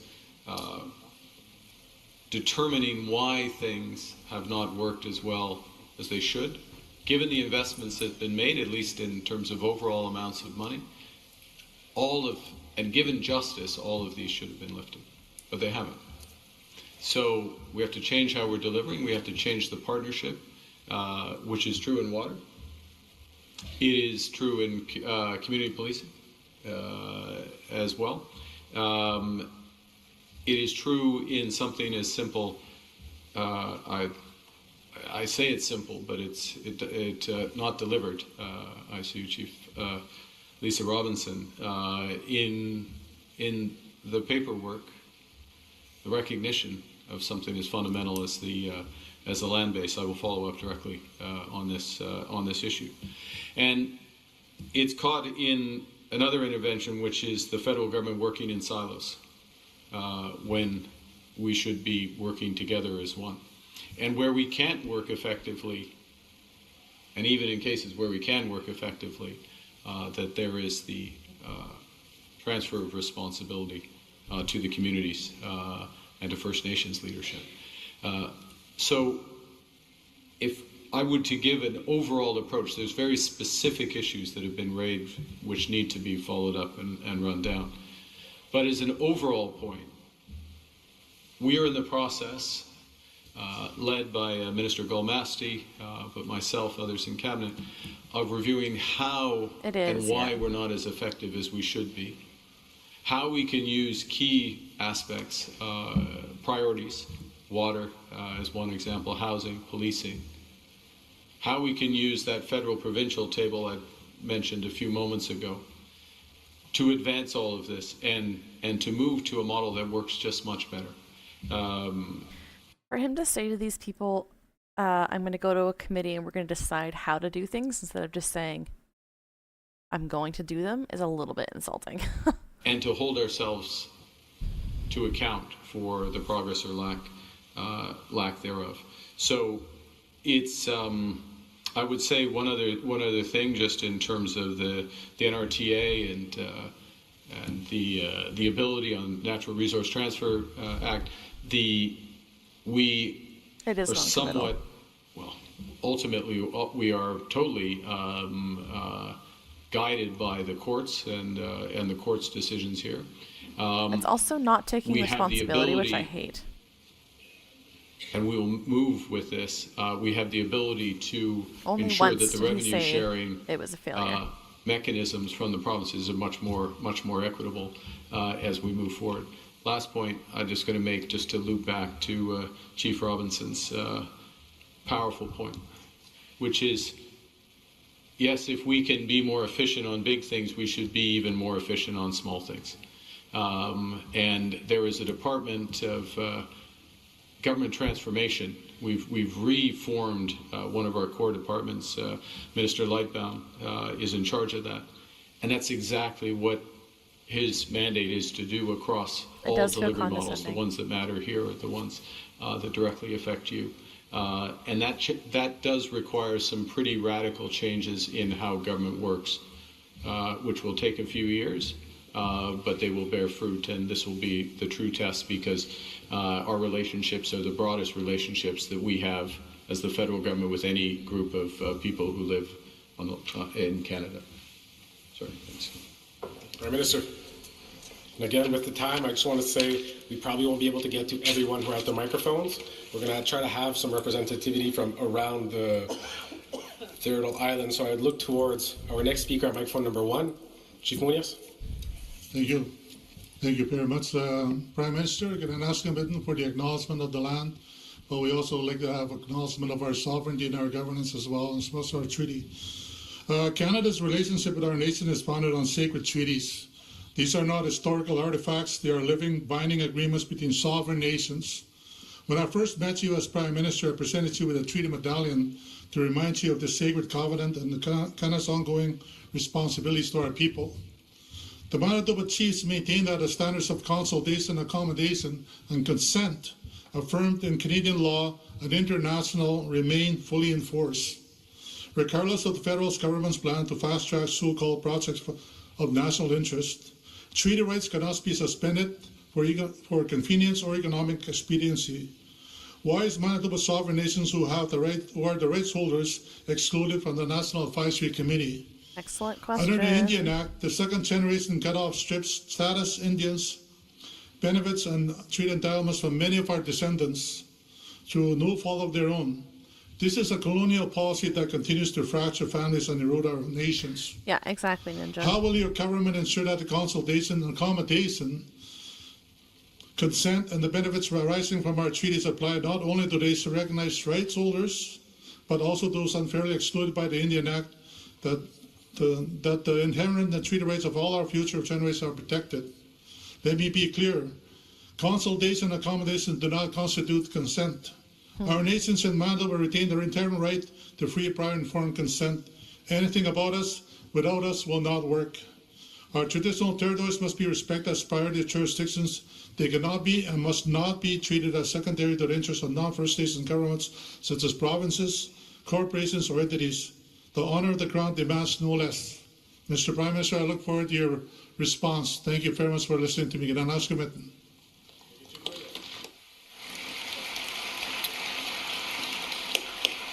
I would look towards our Yukon rep, Chief Barb Joe, to ensure that we do have a question from our northern territories.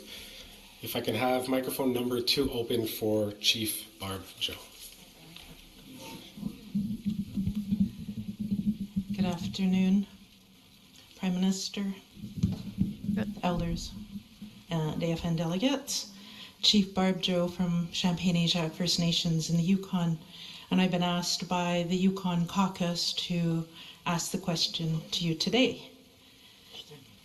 Will you direct your government to take a whole-of-government approach to implement our modern treaties while still respecting our 3 unceded and unsigned First Nations, to ensure we address our fiscal relationships as governments, and that our First Nation governments are directly engaged in priority setting on federal initiatives? Good question. Buenos Cheese.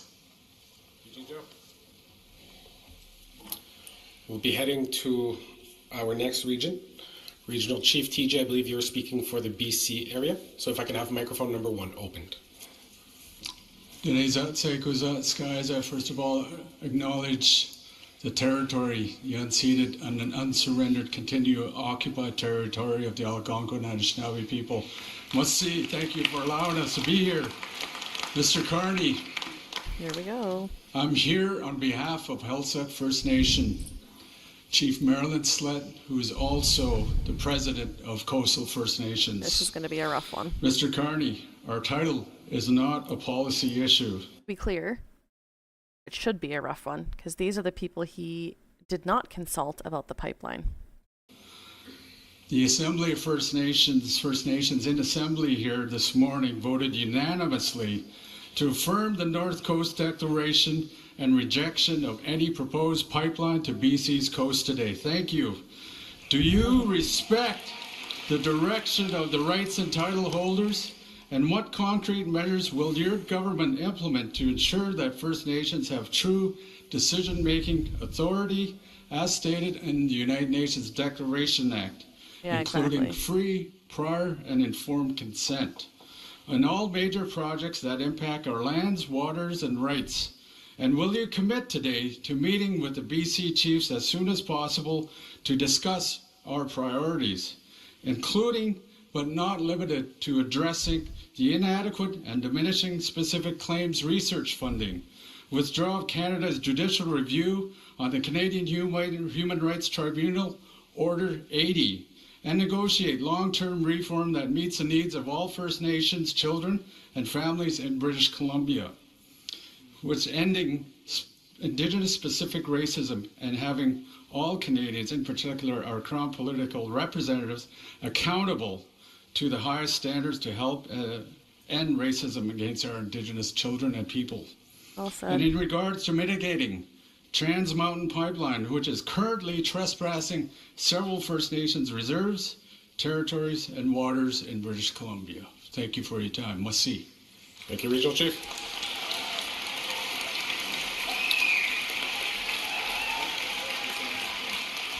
So again, Prime Minister Carney, maybe for response to those questions and I think closing comments. Thank you very much, Cedric. Thank you again for those questions and interventions. Let me make a distinction with respect to the first question on quote fast-tracking approvals. There are things for which the federal government has responsibility around, for example, environmental approvals if something's related to an interprovincial, for example, I gave the reference of the Northwest Critical Conservation Corridor, interties between the system, the clean grid of BC and Yukon and Alberta. Federal government legally has the responsibility to make those approvals. That is part of them, and those are speed with which we make those approvals and the coordination with which we make those approvals is something that we can help determine. In other words, if we ask for a bunch of information, do we ask for it by 5 different departments? That's what happens now. And the departments go one after the other, after the other, after the other, and next thing you know, the project, our side of the project approval takes 10 years. That is distinct from the process of free, prior, and informed consent. That is distinct. That's just one part of what's necessary in order for a project to happen. I use this phrase, necessary but not sufficient. It's important. It means something is necessary, but it doesn't decide what actually happens because everything has to be lined up in order for things to move forward. And that goes to the point I made earlier, and I'd like to stress, the question is, what are we for? What do we want to do together? There are certain projects that are First Nations led, which creates obviously tremendous opportunity for things to get done. It doesn't decide it in and of itself. It has to have environmental assessments, other elements. But what do we want to do together and how do we move forward on that? On the question from Yukon and the whole of government approach, I mean, the answer is yes, in terms of that approach. And then in terms of on behalf of the Chief, if I understood correctly, speaking coastal First Nations. The process of having that meeting has already begun. The request has already been made by my office, so I look forward to that meeting at the earliest opportunity. And there are and I absolutely recognize and respect that there are a broad range of issues to be discussed. I'll say one last thing, if I may. Take care, about Waterpacks. Thank you for being here. The MOU with Alberta, between the federal government and Alberta. Take care, Fierce Tuskers. A large number of things that are with respect to Alberta. What they are going to do with nuclear power, if anything. Oh my goodness. What they're going to do with artificial intelligence. What they are going to do with their pricing system. What they're going to do with... Yeah, this is just, oh, I see that you guys have a problem with this, but here's all the good things it means for people that are not you. Like with carbon capture, an environmental way to make conventional energy more environmental. So there's a huge element there in the relationship, which is between the federal government and Alberta. If any of those issues, and many of them do, touch Treaty 6, 7, 8, rights holders, Peacefire other now. rights holders in Alberta, of course, that consultation has to happen. If you guys are not following Peacefire Now, come on so we can get another shout out. Another Canadian content creator, someone who covers a lot of the news stuff and also spreads a lot of positivity into the world, was watching your stream yesterday, and I believe we got up to, 106 wins or W's from yesterday. Just a really great way to remind each other that there's still some good in this world. So give Peacefire Now a follow if you're not already. And then there's the fundamental point very effectively made, and I hear that point. So yes, I look forward to the opportunity to meet with the leadership of the Coastal First Nations and as many others as I can. And I guess if you're giving me the final word, you should not have it. Is that correct? Or, yeah.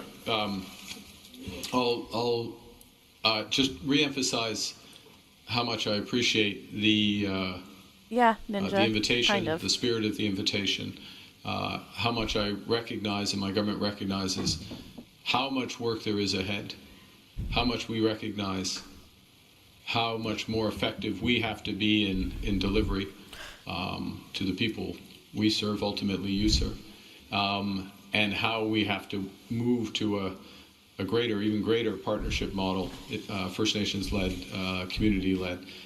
Minister Golmasti will be speaking to that, I believe, on Thursday, if my schedule is correct.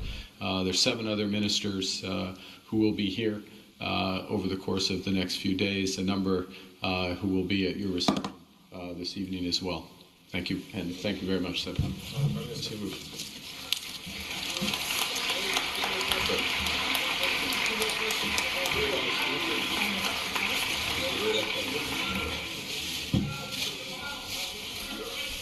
I understand that many people feel like, I know that the FN had spoken about, for those who had prepared questions, we were going to be able to have them compiled.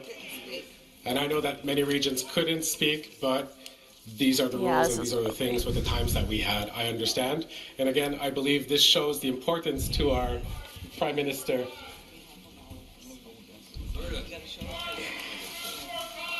Chief Jacko. Oh, that's so icky. And again, I think this highlights the need maybe for a longer presence next time. Chief Jacko, please. Chief Jacko, please. We understand.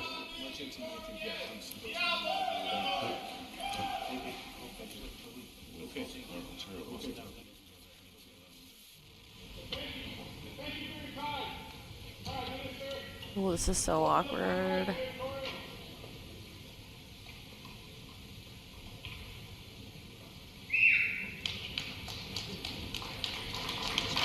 So again? I wish I could hear what he was saying. Not great.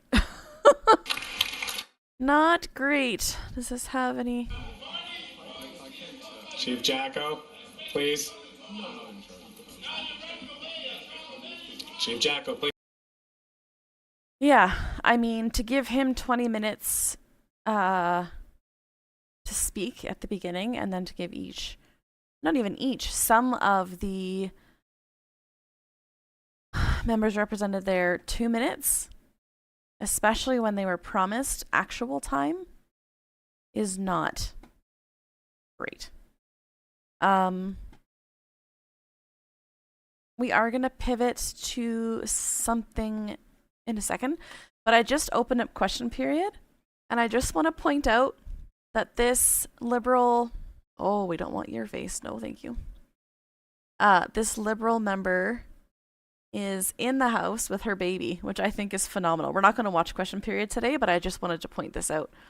To be here in the house this morning during my maternity leave on the 16 days of activism against gender-based violence.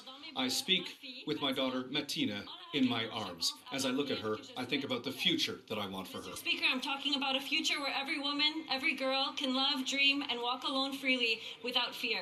A future where existence itself is never a risk. Sorry. On the Status of Women You guys Committee, can't we see heard it. about the necessary changes needed to be made to the justice system. We heard from countless witnesses about the urgent need for prevention, awareness, and better support for women. We must strengthen protection for victims and survivors and ensure that there are real consequences for abusers and perpetrators of violence. I will continue to prioritize these issues and look forward to working with my colleagues in government to make our country safer for women and girls. Awesome. I just think that's super awesome. As a mom myself, to stand up in the house with your tiny baby like that and speak it's just great. Moms are amazing. All right. One of the other things that I wanted to cover today is there was a tribute made to somebody during the so sweet. Clearly very little. During the AFN yesterday was a tribute to a man named Elijah Harper. How many of you know that name? If you recognize that name, I'm just gonna play an ad. Yeah. Not Stephen Harper, no, Elijah Harper is the name. Yeah, I doubt the AFN would have a speech recognizing Stephen Harper. You do? Yeah. Just while I open up some of these links here. I don't mean Elijah Wood. No, I do not. I mean Elijah Harper.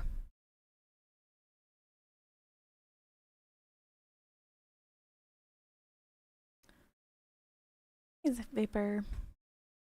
Okay, one more here.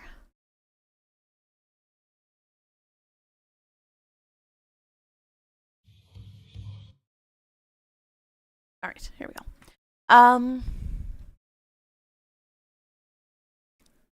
Let's start with this, and then we'll go back to the AFN. In 1990, there was something called the Meech Lake Accord. And the party in control at the time assumed that it was going to be a unanimous vote for what they were going to do in Meech Lake. And Elijah Wood, oh my goodness, now I just said Elijah Wood. Elijah Harper is the Indigenous man that stood up and said no. So we're going to learn a little bit about him and watch some of this stuff from the 1990s. To be a routine procedure, but it didn't turn out that way. And tonight, the Manitoba legislature's debate on the Meech Lake Accord is no debate at all. The debate needed the unanimous consent of all MLAs in the legislature to get started, but one member said no. He's Elijah Harper, a Cree Indian. He's angry that the deal struck. Yes, another thing to note, this is from the 1990s. They're going to use language like Indian and Native. I'm going to acknowledge that that is not appropriate. That is not something that we do here. But this is the best way for me to show you what he did. In a time where they were even less recognized than they are now. You guys just saw how very little time the Indigenous people have with our governments. And this is from in the 90s. So again, I'm acknowledging the language used in this is not okay, but this is a part of our Canadian history and a person that we should learn about. Does that make sense? Hopefully. Last week in Ottawa puts off Aboriginal issues for a future round of constitutional talks. More from Winnipeg with Sasha Petrusek. While the legislators gathered inside, the anger was building outside. We're again being denied access and to witness what's going on. We have our process. This is a public building. Hundreds of natives determined not to be left out of the Meech Lake debate any longer, even if it meant breaking through security lines. It's a public building. We are entitled to this building. Because you're not... As they filed into the public gallery, their message to politicians was clear. Well, no to Meech Lake. What was supposed to be a speedy start to the Meech Lake process here came to a... The Manitoba Ledge hasn't changed at all. To Meech Lake. What was supposed to be a speedy It's exactly the same. start to the Meech Lake process here came to a sudden halt. Respecting the Constitution Amendment. Premier Gary Filmon asked MLAs to waive a rule requiring 2 days' notice before debate could begin. Leave. You hear him? No leave. This was Filmon's react begin. you hear? Filmon asked MLAs He's the only person in the whole room that said no. Listen one more time. to waive a rule requiring 2 days' notice before debate could begin. That's the yeses. Leave. There he is. No leave. This was Filmon's reaction We'll as get one there, Ninja. MLA said no, despite the fact the Premier had been warned that might happen. It was Elijah Harper, the only Native member of the Manitoba legislature, and for the protesters, a voice. It is not easy for me to make this decision, but who's going to speak for us? Many natives see Meech Lake as an insult. They weren't involved in its drafting. Their concerns were left for future negotiations. We have suffered. We have not benefited. Is that the price that we are looking for in order to be part of this country? But for Filmon, Harper's move was undemocratic. What it really means is that Mr. Harper has denied people the opportunity to speak on this. He will make it a more compressed time frame. Filmon will try to get unanimous approval again tomorrow morning. But unless Harper changes his mind, province-wide public hearings will be delayed at least until Thursday, leaving Manitobans only 9 days to evaluate Meech Lake and to decide whether to support it. Sasha Petrusik, CBC News, Winnipeg. Okay, so that is the infamous moment. Oh, goodness. From Elijah Harper that he stood up in the Manitoba legislature and said no. Here is a little bit. Thought I had it on there, but I don't.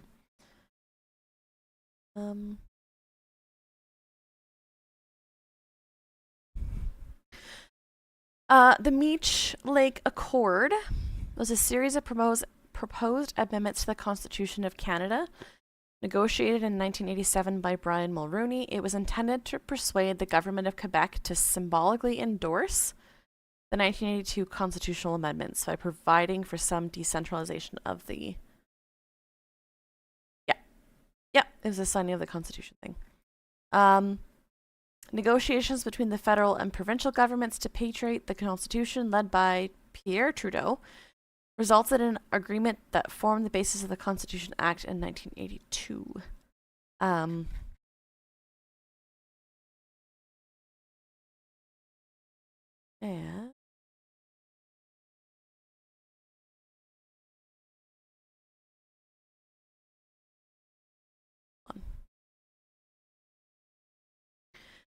so that's that.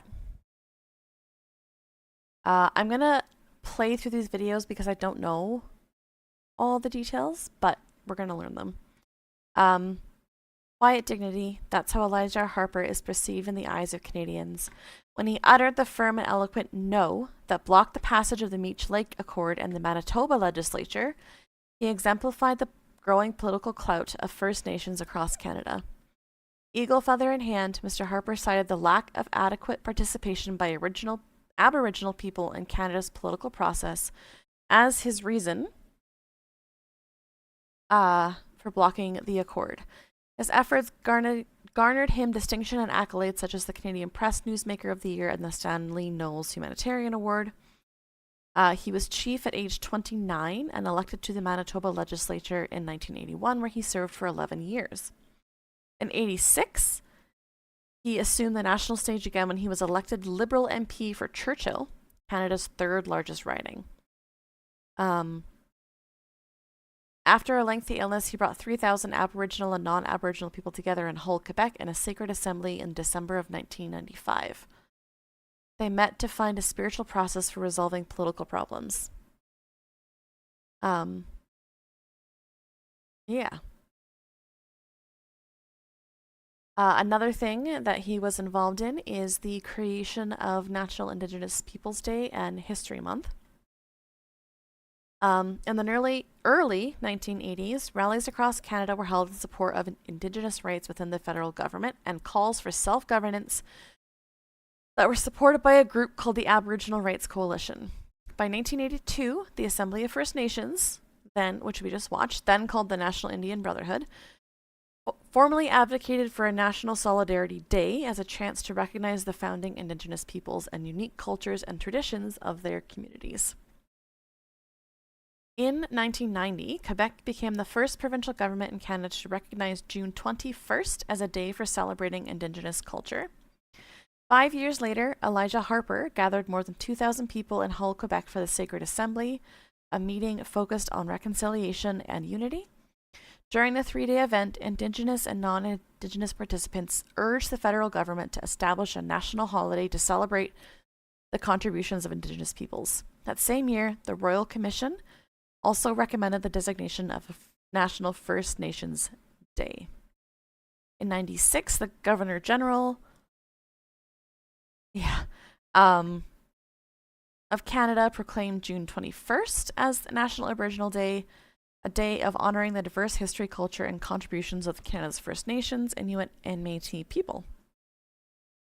In 2007, the president of the Regina Aboriginal Professionals Association, Jolie Big Eagle Pikwataway of the White Bear First Nations, observed the success of National Aboriginal Day and Black History Month and campaigned for support for a month to celebrate Indigenous culture. The government of Saskatchewan and Regina both approved the idea and proclaimed June as Aboriginal History Month, becoming the first province in Canada to do so. By 2008, a BC MP introduced a motion to designate June as National Aboriginal History Month, and the original motion failed. However, received unanimous consent when reintroduced in 2009, following Prime Minister Stephen Harper's apology for the Indian residential school system.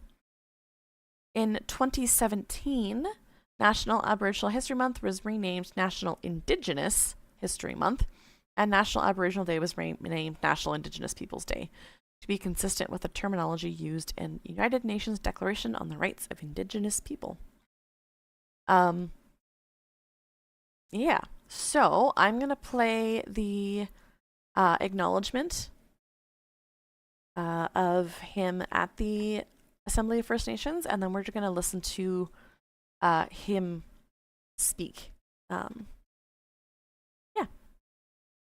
Which will be here to honor Elijah, and he will be supported by family members and community members from Elijah's community.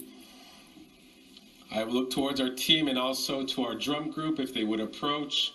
We're getting you set up with our microphones too, just to make sure. So Councillor Beardy.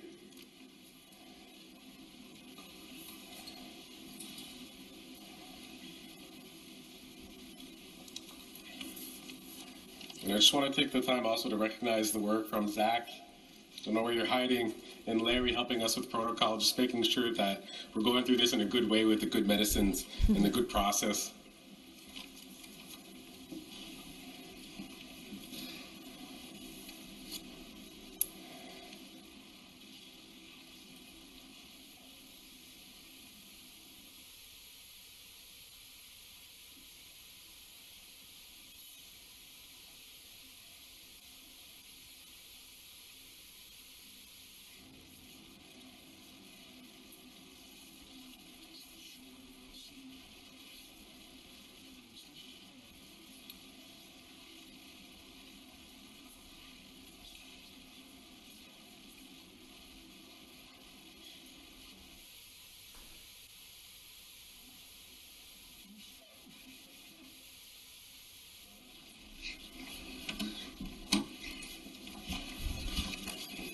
I'm just going to let this play through. Guys don't need my commentary on something like this, and we'll chat again at the end of it.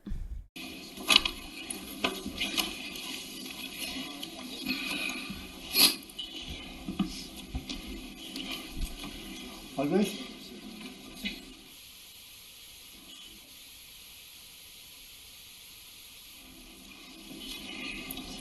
Good morning, Chief of Councils, proxies, and all the people that are here. It's an honor to be standing in front of you to bring you a message. I have people standing behind me that are very close to what I'm going to be presenting today. I will not have time to introduce all of them because I only have a few minutes. But I'm going to go right into it. It's about the legacy of Elijah Harper and all that he has stood for to do the work that he needed to do while he was here as a representative for all the people and Indigenous people across Canada. We people standing behind would like to initiate a very important thing to happen, and that is to create a statue to honor the legacy of Elijah Harper.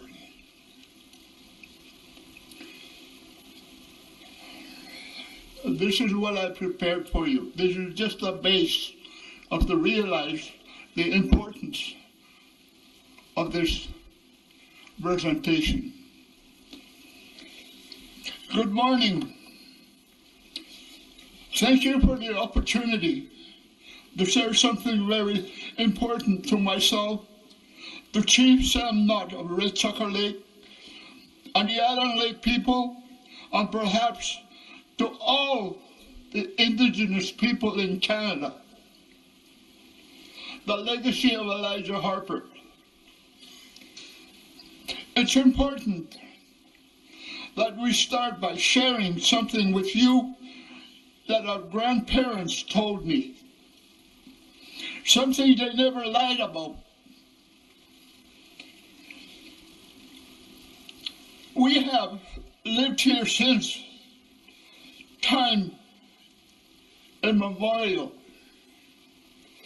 We were here before the settlers and the colonizers.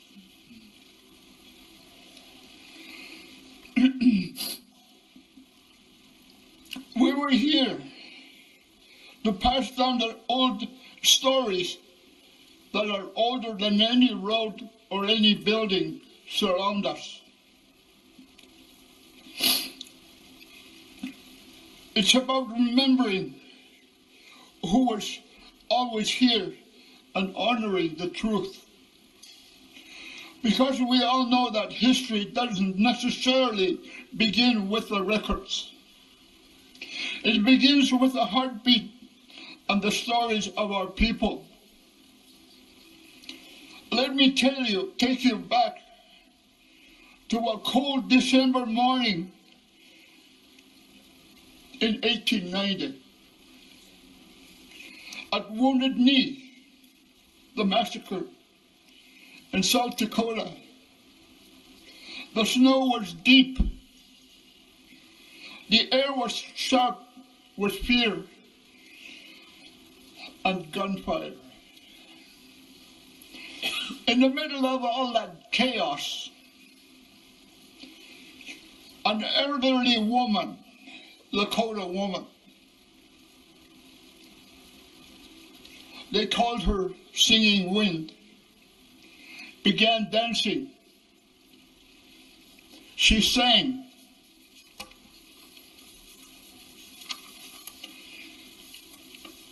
Not a cry, not a war cry, not a scream,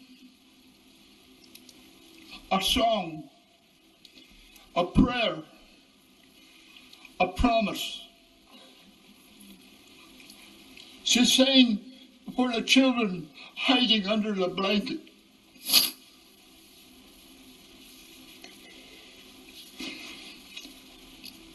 She sang for the warriors falling in the forest.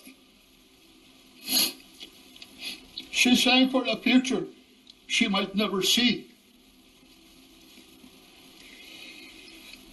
And in that moment, one woman became a fire. Thank you. Her voice did not stop the bullets, but it lit a spirit of resilience in every heart. Heard it. That resilience didn't die then that day. It lives in us. It lives here, in this room.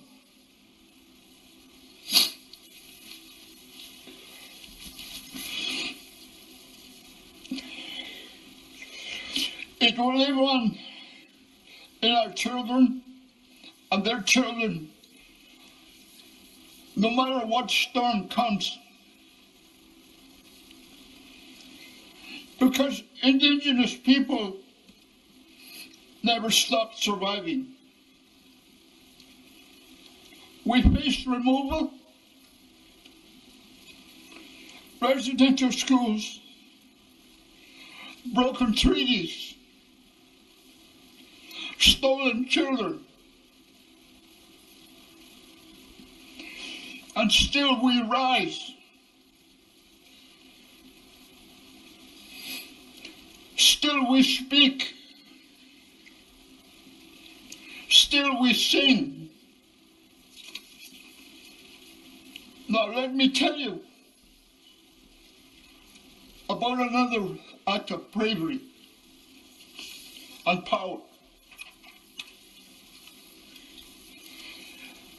Around 1990, the leaders of Canada were trying to pass the Meech Lake Accord,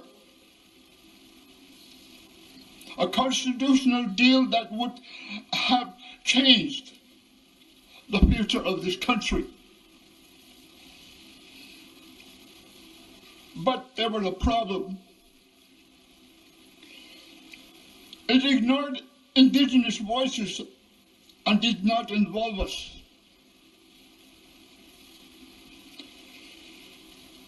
The Indigenous peoples of Canada, in discussions surrounding it, did not involve us.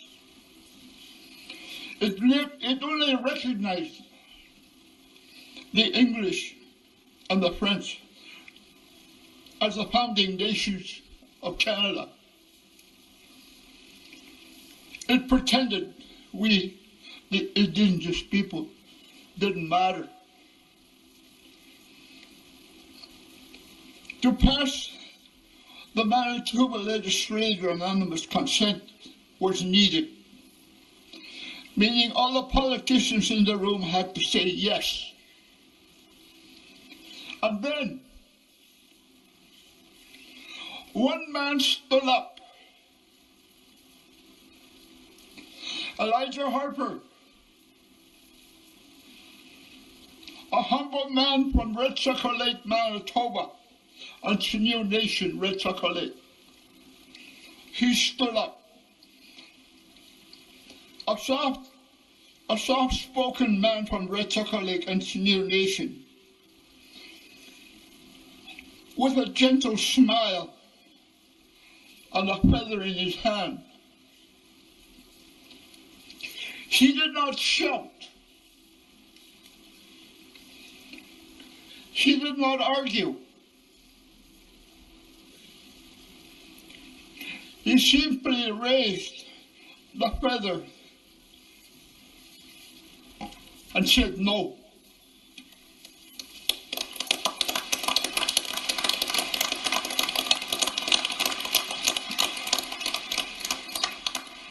That was it. One word, one feather, one man. With 12 days before the ratification deadline for the accord, he stood up for our people each day, despite the ridicule that was thrown at him. Elijah stood firm. Because sometimes to stand up for what we believe is right and just.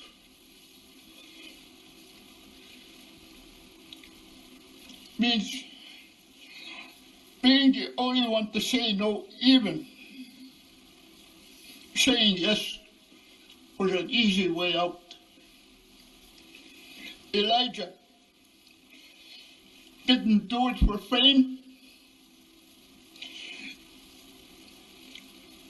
He did it for every Indigenous child who would grow up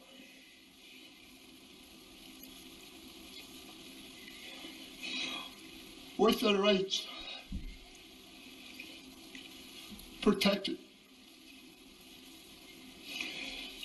He did it. He did every elder who taught him your voice is power. Just like singing wind at wounded knee, Elijah stood in his truth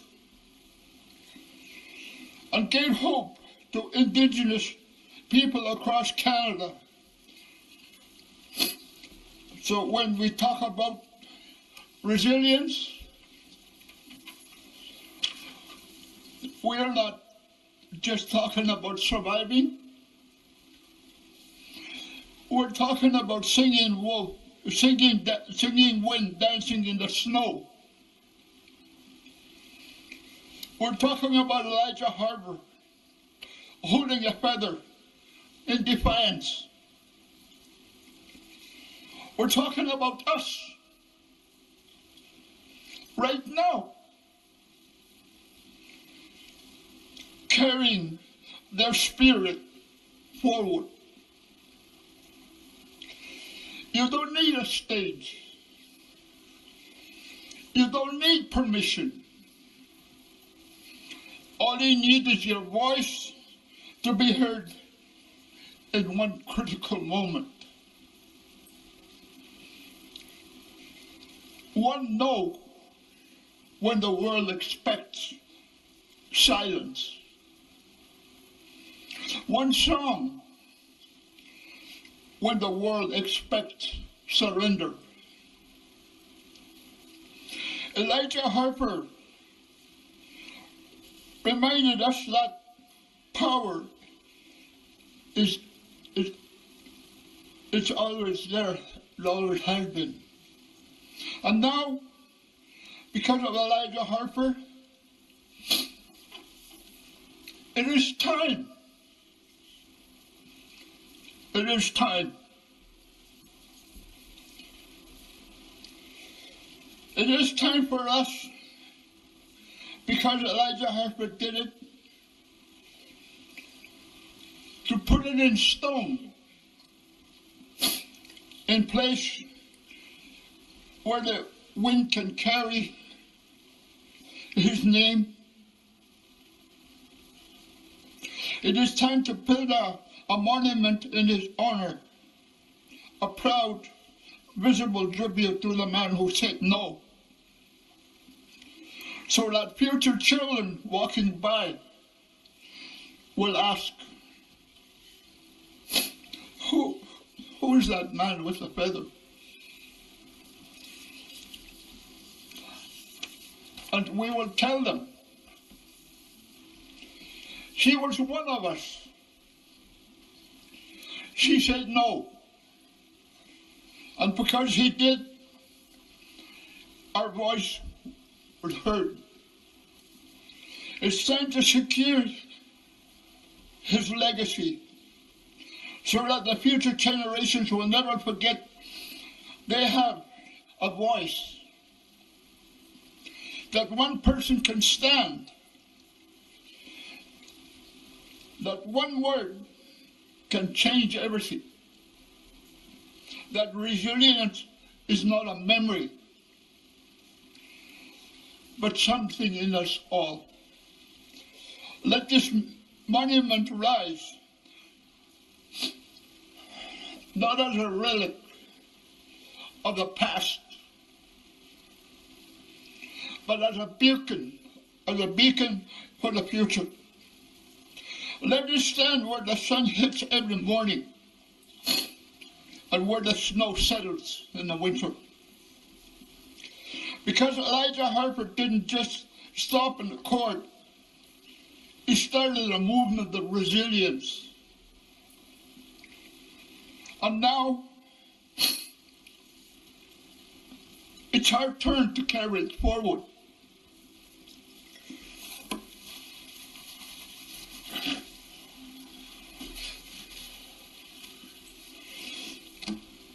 So let's walk out of here today, not just remembering the past, but building a future. One voice, one feather,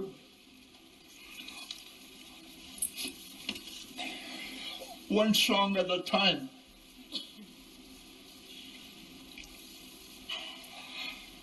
Thank you very much for your attention. I hope that the message sinks into all the Indigenous people across Canada, because it's important for you to pass on the message to our future generation. I thank you from the bottom of my heart, and I thank you for the people that have shared this with me. Thank you.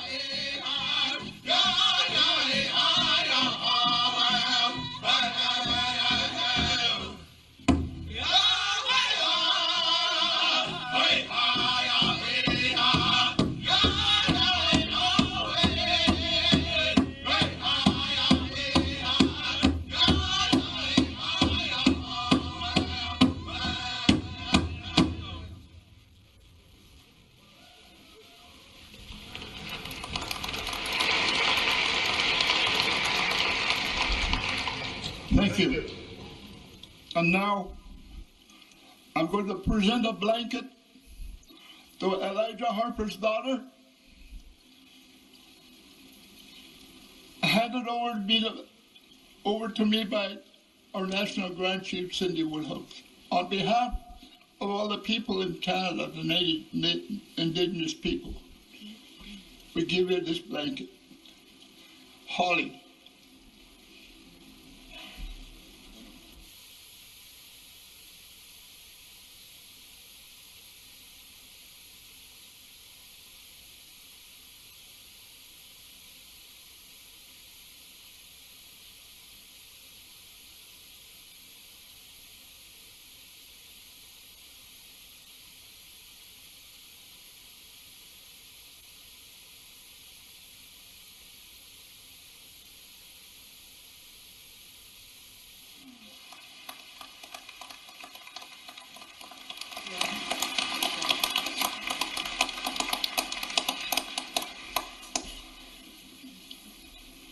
Big blanket. Bojo hanin danse numenen dangeni ma epizan nonogoyan bando ikdian genin bangi gegun nunaskmut na kinoga bihte uta kakstun soinya goma numenen dan wabno goma. Hi, my name's Holly Harper. Elijah Harper was my dad. I was told that we were be given 5 minutes, and I was saying, well, geez, it took my dad 10 days to say no. So I'll take the 5 minutes, I guess. Thank you, Ronnie, Cindy, and Kyra, my cousin Darren Harper, my uncle Fred, my daughter Kaylee, my chief Sam, and our grand chief Alex and Alvin. Thank you. I just wanted to give you a little personal insight into Elijah's life as his daughter. It was hard not having, I won't say not having a father, but not him being present, because I had to share him with a nation. There are days I didn't see him for a long time, and when he did come home, he was exhausted. But he still didn't sleep at night because you could see the wheels turning in his head. How do I help my people? I knew he struggled with a lot. His heart was so big. He had a lot of love for his people, tremendous love, and that's why he did what he did. I remember being in Winnipeg when Meech Lake was being challenged in the legislature in Manitoba. I heard so many people say, I'm proud, I can walk with my head held high now. Our people walked strong. It was amazing to see thousands of people rally to the side of my dad. I couldn't believe it. I was so amazed by it. I was only 16 at the time, but I knew something momentous was happening at that time. It was a good day to be brown. Yes, it was. He raised and instilled in me the values of our people, to continue with fortitude and strength, to keep going. The legacy that my father holds is something I hold dear. It was difficult walking,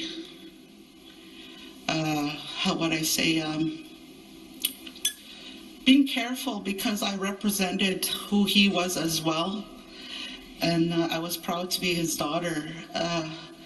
There are so many people out there that I met throughout my time walking around and visiting people, and they all have wonderful things to say about my dad.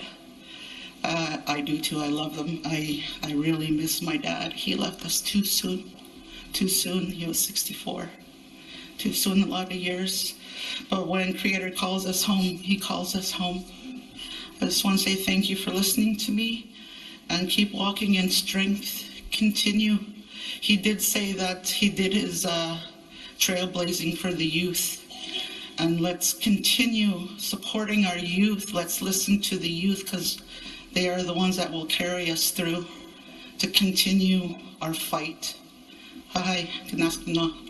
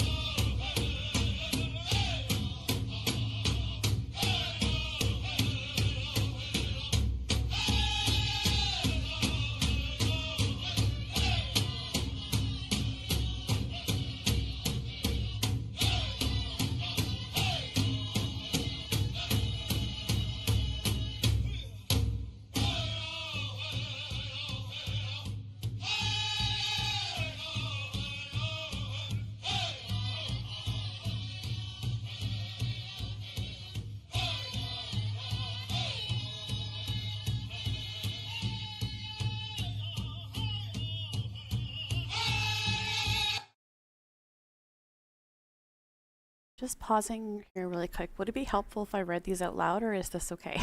I know we're halfway through it already. I thought that someone was reading them in the video, but they are not.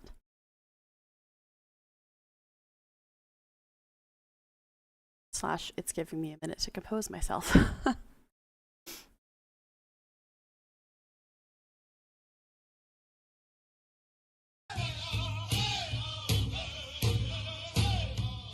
Okay. Although voting in a federal election is free, political party candidates must be nominated, and that involves selling party memberships to voters. Even the concept of one person, one vote is somewhat foreign to Aboriginal culture, where leaders were historically chosen through consensus.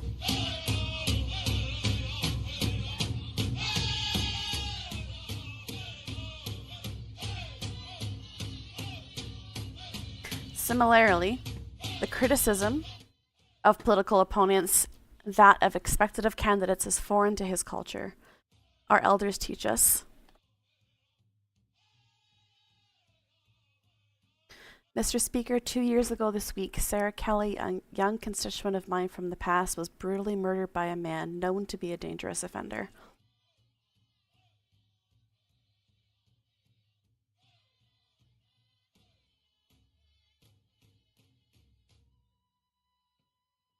After this tragedy, I joined my constituents in mourning the loss of this young life and in calling for tougher laws to deal with dangerous offenders and repeat sex offenders.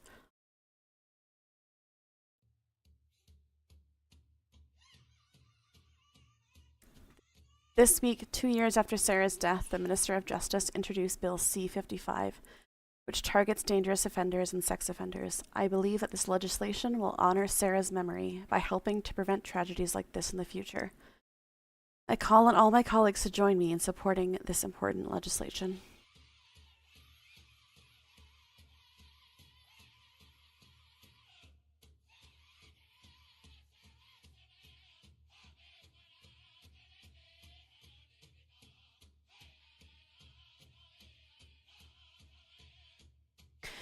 We need to let Canadians know that we have been shoved aside. We're saying that Aboriginal issues should be put on the priority list. We want to be part of the Canadian society and to contribute toward the development of this country. No, it's all good.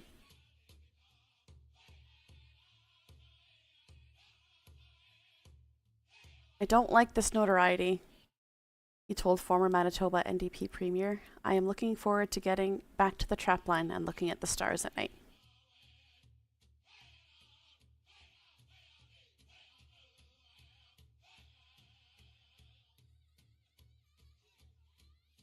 He was an example of the influence Aboriginals can exert on national affairs.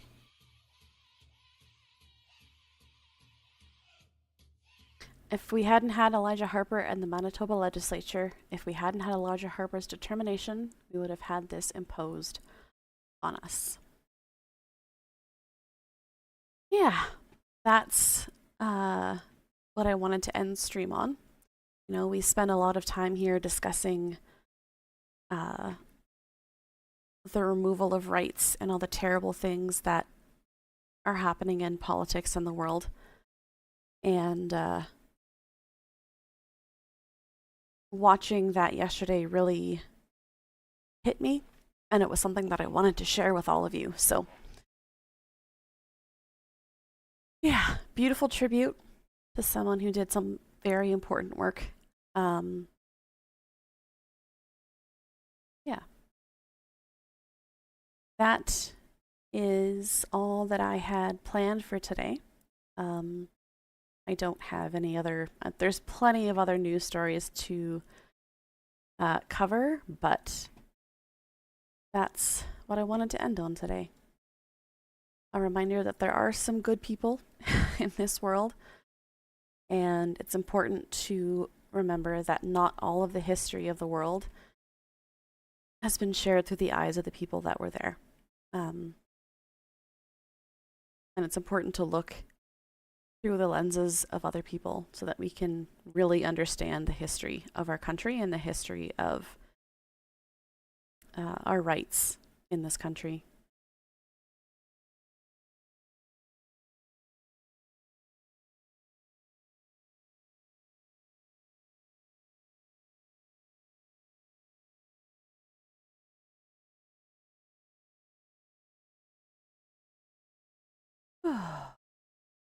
Okay, I can't find my silly back, so let's do this one.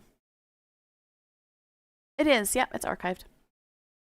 Streams are left up. I believe they're up for about 2 weeks. This will be on my page. It will also be on YouTube. The channel is the same name as this Twitch account. Going to raid you over to